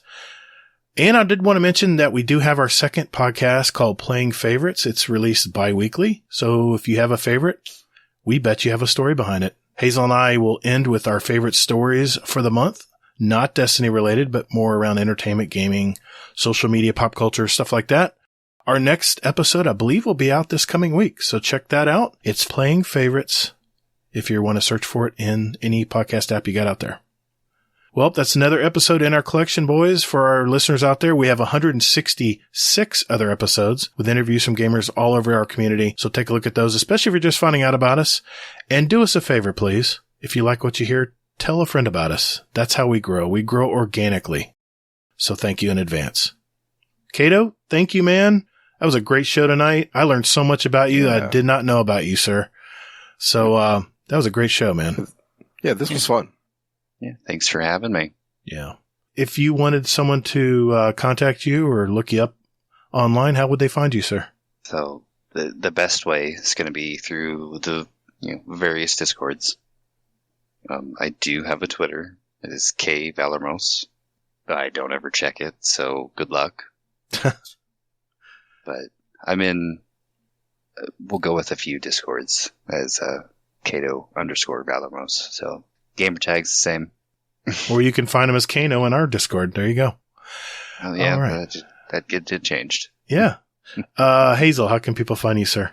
Quick and easy. Hazel NT, anywhere and everywhere, except for Twitch, where I am the Hazel NT, and I never stream. You guys are so positive. Thanks. You can contact me on Twitter at Todd the Gatr. Remember, that's 2 Ds, and that's Gatr.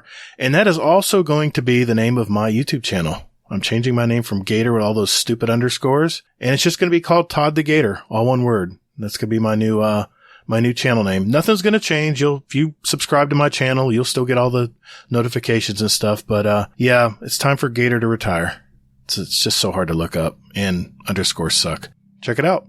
And, be sure to check out our Instagram, by the way. It's, Guardian_down_cast. And we're going to have pictures from our guest tonight, Mr. Kato, some of his cool stuff. So check that out. And, before we go, we have a Scumdeath's Corner. Uncle Scumdeath, what is going on in the UK today, brother? Hello. Welcome to Scumdeath's Corner. I haven't really been in Discord recently because the band is flying. We've had a gig every weekend over the last month. And so we've been practicing loads. We've been really busy.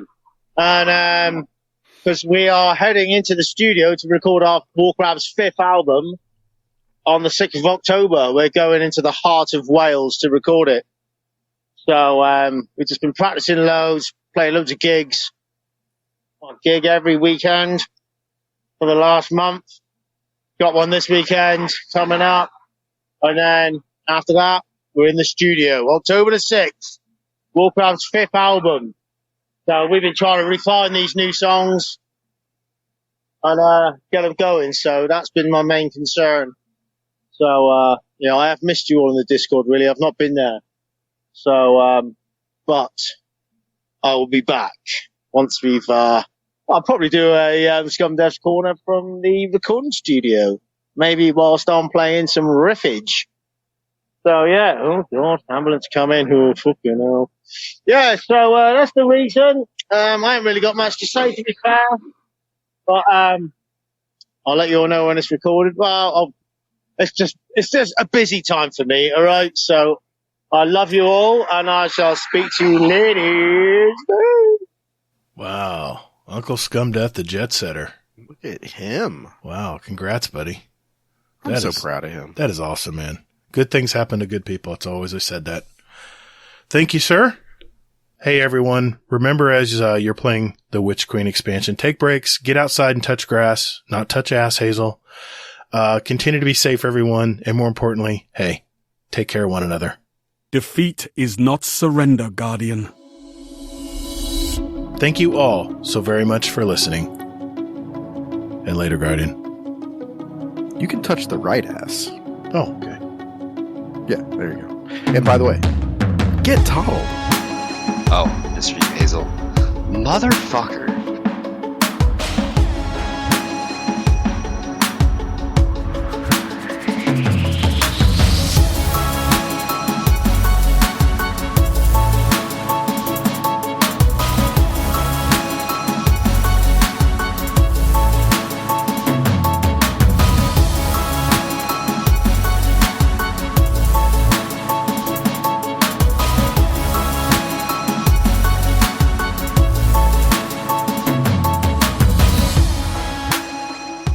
Well, thanks, Kato.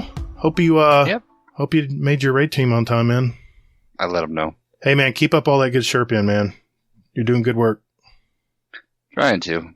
Yeah, man. All right. You do good stuff, man. You do, man. You really do a lot of stuff for our channel and our Discord, too. Thanks for that.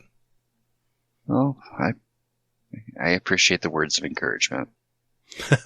Thanks, man. All right. Well, have a good night, man. Yep. Have a good night. One, man. See you, Kato. Later.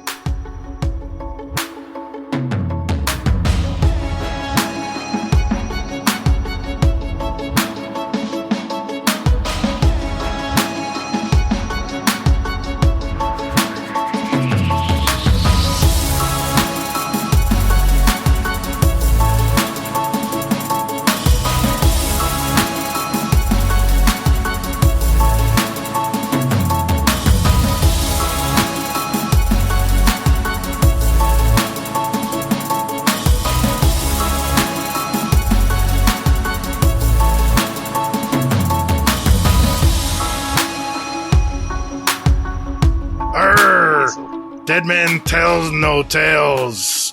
That was best you got. That's it. That's all I can do. Oi, me buckaroos. What are you up to? Walk the plank and random other shit like that. That was much better than mine.